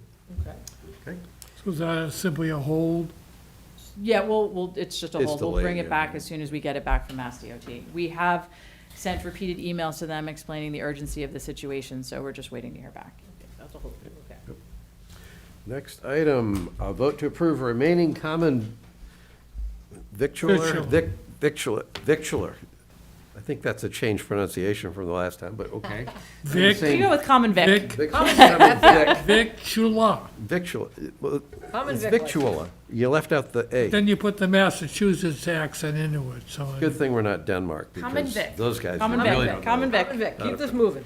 It's raining. Okay, an amusement license for calendar year 2026, a amusement license for Mother Anna's, and a common Right here. victualler license TVs. for Royal Pizza. So moved. Second. All those in favor? Aye. Okay. So we'll count those as two approved. Approved. Next item is vote to sign the proclamation for Michael Roth for earning the rank of Eagle Scout. So moved. Second. All those in favor? All right. And Okay, you know, that that's- is this coming Saturday at 3 PM. I think I have that down, but, Well, let's make sure we sign that tonight before we leave, so that we have it. next, consent agenda, approve the Souls of Medfield 5K and 10K race request on April 11th, 2026. If anybody's interested in knowing exactly where you have to run 5K or where you have to run 10K, you can go to our agenda item, and there are links to the www.plotaroute.com route in 318-3748 and 318-3745. And that, they're all set with the police on that, so they talk with Barry. Okay, cool. Yep, they've already worked through all that. They're all good to go. Consent agenda, motion? Pete, I'm sorry. Motion to approve the consent agenda. Oh, yes. Second. All those in favor? Aye. Okay. Next, is this why you were here the whole time, Kathy? No, you couldn't tear me away from this. I knew we would hook somebody in here. I knew it. Okay, item 12, gifts, accept $2,500 donation to Medfield Outreach from the Smith Foundation, and the check is written from the Medfield Foundation. So moved. Second. All those in favor? Aye. Okay, that's accepted. Citizen comment. I don't have any registered for tonight. Okay, meeting minutes, March 4th and March 18th. I have to abstain from March 4th because as I started to review the minutes, I noticed that I was absent that night. Yeah, I've read, approved, and We do sent have my questions? edits Oh, back. wait. Hold on, questions, thank you. Oh, so the first one I think we're good, but the second one you might want to address. So, okay. Emily, from the Souls of Medfield? Oops. Somebody came off mute. Somebody. Oh, Okay. good. Emily Parati offered to answer any questions about the Souls of Medfield races, but nobody had any questions. Thanks, Emily. Thank you, Emily. Are you messing with us, Mike?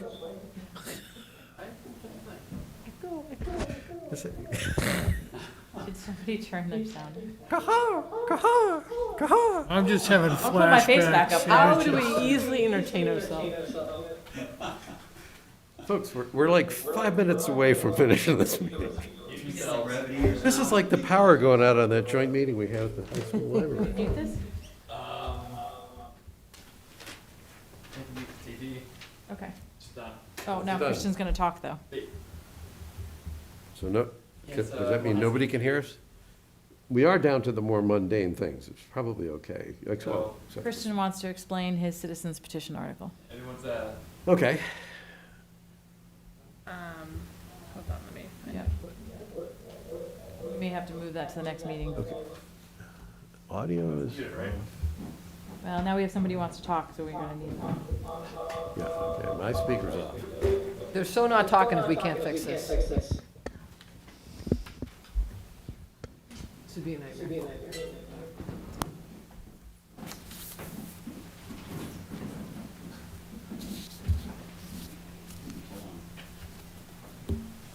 Why don't we, Hi, Laura. why don't we put Christian on the next meeting? Try again, because I just muted Eileen.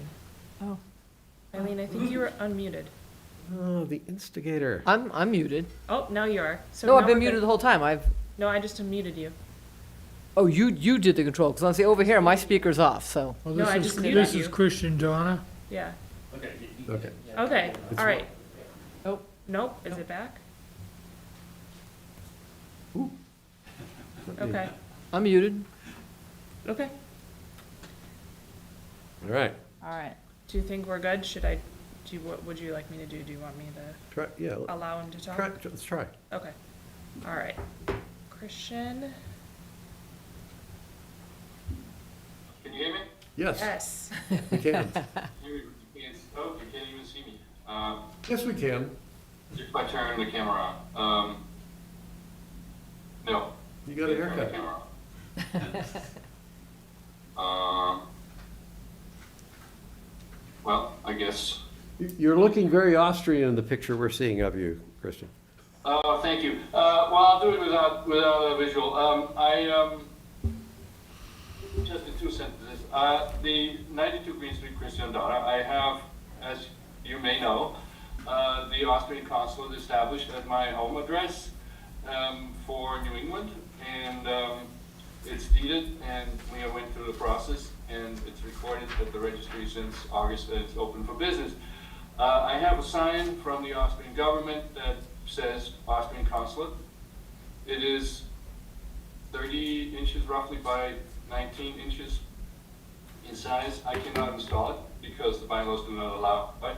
So I proposed a citizen's petition that would allow an exception for diplomatic missions.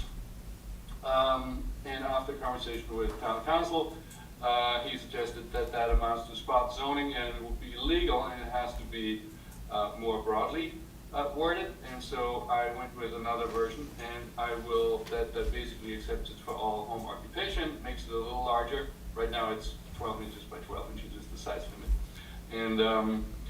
And I will be meeting with the sign advisory board next Tuesday to discuss, whether there needs to be a change or whether it can be combined with another article. But basically, this is the reason for my citizen's petition, and I don't care how it's done, but I would like to be able to legally put the sign up in the front of the house. Hey, Christian, it sounds like your revised request is intended to be more generally applicable. So for instance, if somebody's a public accountant and they operate out of a home office, they could put up a sign in front of their house saying public accountant, and It just increases the dimensions for Yeah. for what's just a minimally, like a postage stamp size sign. this would be allowed. easier to Yeah, read from the street. Correct. Okay.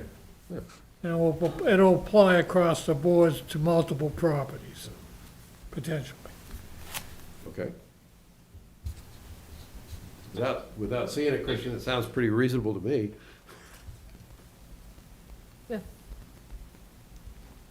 Yeah, and the fact that he's working with the sign bylaw group, it just, Yeah. yeah. Yeah. So that's all I wanted to say. I just Great. wanted to Okay. get the background. Thank Great, you. thanks, Kristen. All right, no citizen comment, meeting minutes. First one is March 4th. I'm abstaining on that one, but, Yeah, and I gave some minor edits to Cameron earlier today, so I'm good with that. I would move to accept both of them. I have to abstain on the first one. You don't Okay. have to, but that's your choice. Well, I wasn't there, so I can't, so I'm gonna, I know. I will As quirky abstain. as that is, you can vote to approve minutes even if you weren't at the meeting. So I would like to abstain on the first one and vote to approve the second one. Okay. However you want to record that. All right, I second that. All those in favor or otherwise decided on these two. Aye. Let the record show, it was 2 in favor of approving the March 4th minutes with 1 abstention, Gus, and unanimous approval of March 18th. Town administrator update. So I would just like to thank our delegation and Senator Roush. It's hard enough to get people back to work on the first day in a new year. She got 22 people in this room. It was a lot. The delegation, Secretary Augustus was very complimentary towards our delegation. They have been pushing him since we got the award of $1 million, that it was really stalling out this project. The state really listened to us and can't appreciate enough that he actually came out to deliver that message in person. So just want to thank them for all the effort to get all of us in the room yesterday. It was incredible. And I just want to congratulate Sarah Downs in the Public Works Department. and Maria De La Fuente, our Director of Land Use. They have both recently graduated and received their Masters in Public Administration, which is not easy when you go full-time, but to go full-time and work full-time, especially with what they've had to go through between transfer station stickers this past year, and MBTA and ADU for Maria. It's just an incredible achievement. And so I just want to make sure everybody knows the hard work they're doing down there. So that's it for tonight. Let's see. Next meeting dates. We'll go through them again. I guess the list gets shorter as you get farther into the year and it gets easier. Next one is January 20th. In February, we'll be meeting on the 1st and 3rd Tuesdays, the 3rd of February, the 17th. In March, also, it will be the 3rd of March and the 17th of March. And then we have the annual town election on March 30th. In April, it will be April 7th and April 21st. In May, we have our annual town meeting on Monday, May 4th, followed by our first, at least currently scheduled, select board meeting on May 12th. We often have them just before the town meeting, so there might be one slipped in there. And then the second meeting, official meeting scheduled May 19th, so 1 week later, May 19th. In June, we'll be meeting on the 2nd and the 16th. In July, so long as the residents allow this, we'll only be meeting once on July 14th. And also in August, we'll be meeting, or one meeting that month on August 18th. Select board member reports. Alrighty, so since we last met, and you've heard it referenced a couple of times tonight, that I went to a meeting in mid-January, in mid-December, with Carolyn and Bill from School Building Committee, Lauren, Nick, and Katie from Parks and Rec. Really healthy discussion about kind of where the School Building Committee is, where Parks and Rec would like to go, and just I thought it was a well-timed conversation, and the feedback from Carolyn and Bill I think really helped Nick and Lauren and Katie. Followed up a few nights later, went to the Festival of Lights that Parks and Rec sponsored at the Council on Aging. It was a nice celebration of lights. We had quite a Josh Tarski was there, Marcus Vaughn was there. I forget what the rabbi. I forget what temple she came from. It was a nice turnout of families, pizza, snacks, games. Really nice night. And then I was not able to attend the wake of John Harney, but I did get a chance to go to his funeral mass, which was a very nice celebration of life for John Harney, outstanding citizen to this town. And, as I said to his daughters that day, it was a celebration of life. He was just outstanding. And, getting back with Mary, because Mary had just passed away 4 or 6 months earlier. So tomorrow night, I've got a school building committee meeting. We are going to be looking to go to the next, since we got accepted to the next stage with MSBA, the next stage is we've got to now start looking at project managers and architects. So I think that there'll be discussions tomorrow night is kind of where we go there. And then we do have the Eagle Scout court this coming Saturday for Michael Roth, I believe is the at 3 p.m. And that'd be that. I just would mention that the John Harney's nephew made just very wonderful remarks at John's funeral. I learned a lot from him. I held office hours the first Friday of every month. I hold office hours at the center from 9 to 10. And this month I had a couple of repeat customers who had been to see me before about their brown water independently, and this time they came together and teamed up on me. And I sent them along by email to Christine and Brittany and Mo and Bill Harvey. And Mo and Bill Harvey got back to them with very detailed data, which I thought was very helpful to me in understanding why they have brown water and how it's scheduled to be fixed in 2028. And I'm waiting to hear back I suggested to the residents if they weren't satisfied to let me know, and I haven't heard back from them. So I think they were satisfied by the degree of information that they got. We'll see.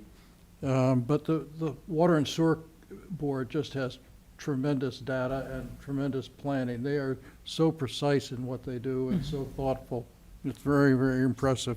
The Medfield Foundation had a working budget workshop last night, and that was a very successful event, and that's it.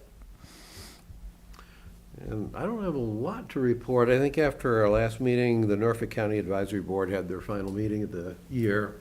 The meetings tend to largely be approvals of supplemental budgets that are being applied to emerging needs. And so that was a big part of it. I think over the years that I've been on the Norfolk County Advisory Board, the one sore spot that I wish I could understand well enough to be able to figure out how to help end is the ongoing, almost a war of attrition between the Register of Deeds and the county commissioners. And it's very hard to really dig down to the very roots of that. Certainly the Register of Deeds is, in its public communications, is claiming a lot of legal victories, and there are some questions on the advisory board about how come he keeps winning and yet we keep fighting, or the commissioners keep fighting. And I think there's more to it than that, but I still haven't been able to unsnarl that Gordian knot to quite understand why. The Registry of Deeds, the Norfolk County Register of Deeds, is doing a good job running the registry. And so it's kind of a little hard to figure out. But on the other hand, there's some specific things that go on that I don't think anybody's trying hard enough to avoid some of the fights. The Norfolk Tri-County Aggie is, they routinely present, and they always have, around the holidays, they'll always have gifts for everybody. So this year it was poinsettias, and that was very nice. And Poisonous to animals. But that, anyway, it was a nice end of the year. Nothing especially outrageous or different going on there, but I think the county has been reasonably modest in its growth of budgets, and so they're facing some of the same pressures that we are. I keep watching OPEB to see how they're not as rigorous about funding OPEB as we are, but they are funding it, so there's that. Outside of that, I think we certainly went to the celebrations around the holidays. I thought John Hardy's funeral was a nice tribute to him. Yep. And it was the sincere comments from his family, in some parts hearing about his early life and the things he did, and hearing some of the things that the family gets a kick out of. You know, I didn't necessarily see that in John when he was just a public figure here in the town. Right. You don't see the humorous side of him, but I thought that was great.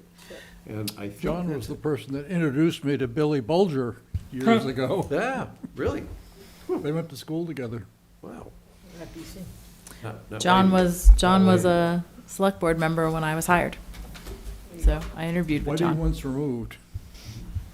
And on a personal note, one of my sons let us know right after Christmas that he's engaged. Oh, So, nice. we're starting. This is starting off at a really good. This year is really starting off on a lot of good notes. So I'm optimistic about 2026, despite the headwinds we may face on the financial front. And that's it. All right. Move to adjourn. Second. All those in favor? Aye. All right. Thanks for A month from sticking now, it out might to the end, you two. The city manager in Worcester. Yep. He was Kathy, do you have 2 really minutes? instrumental in redeveloping Kelly Square and the I am so Portland sorry to have missed this. complex, so he's certainly.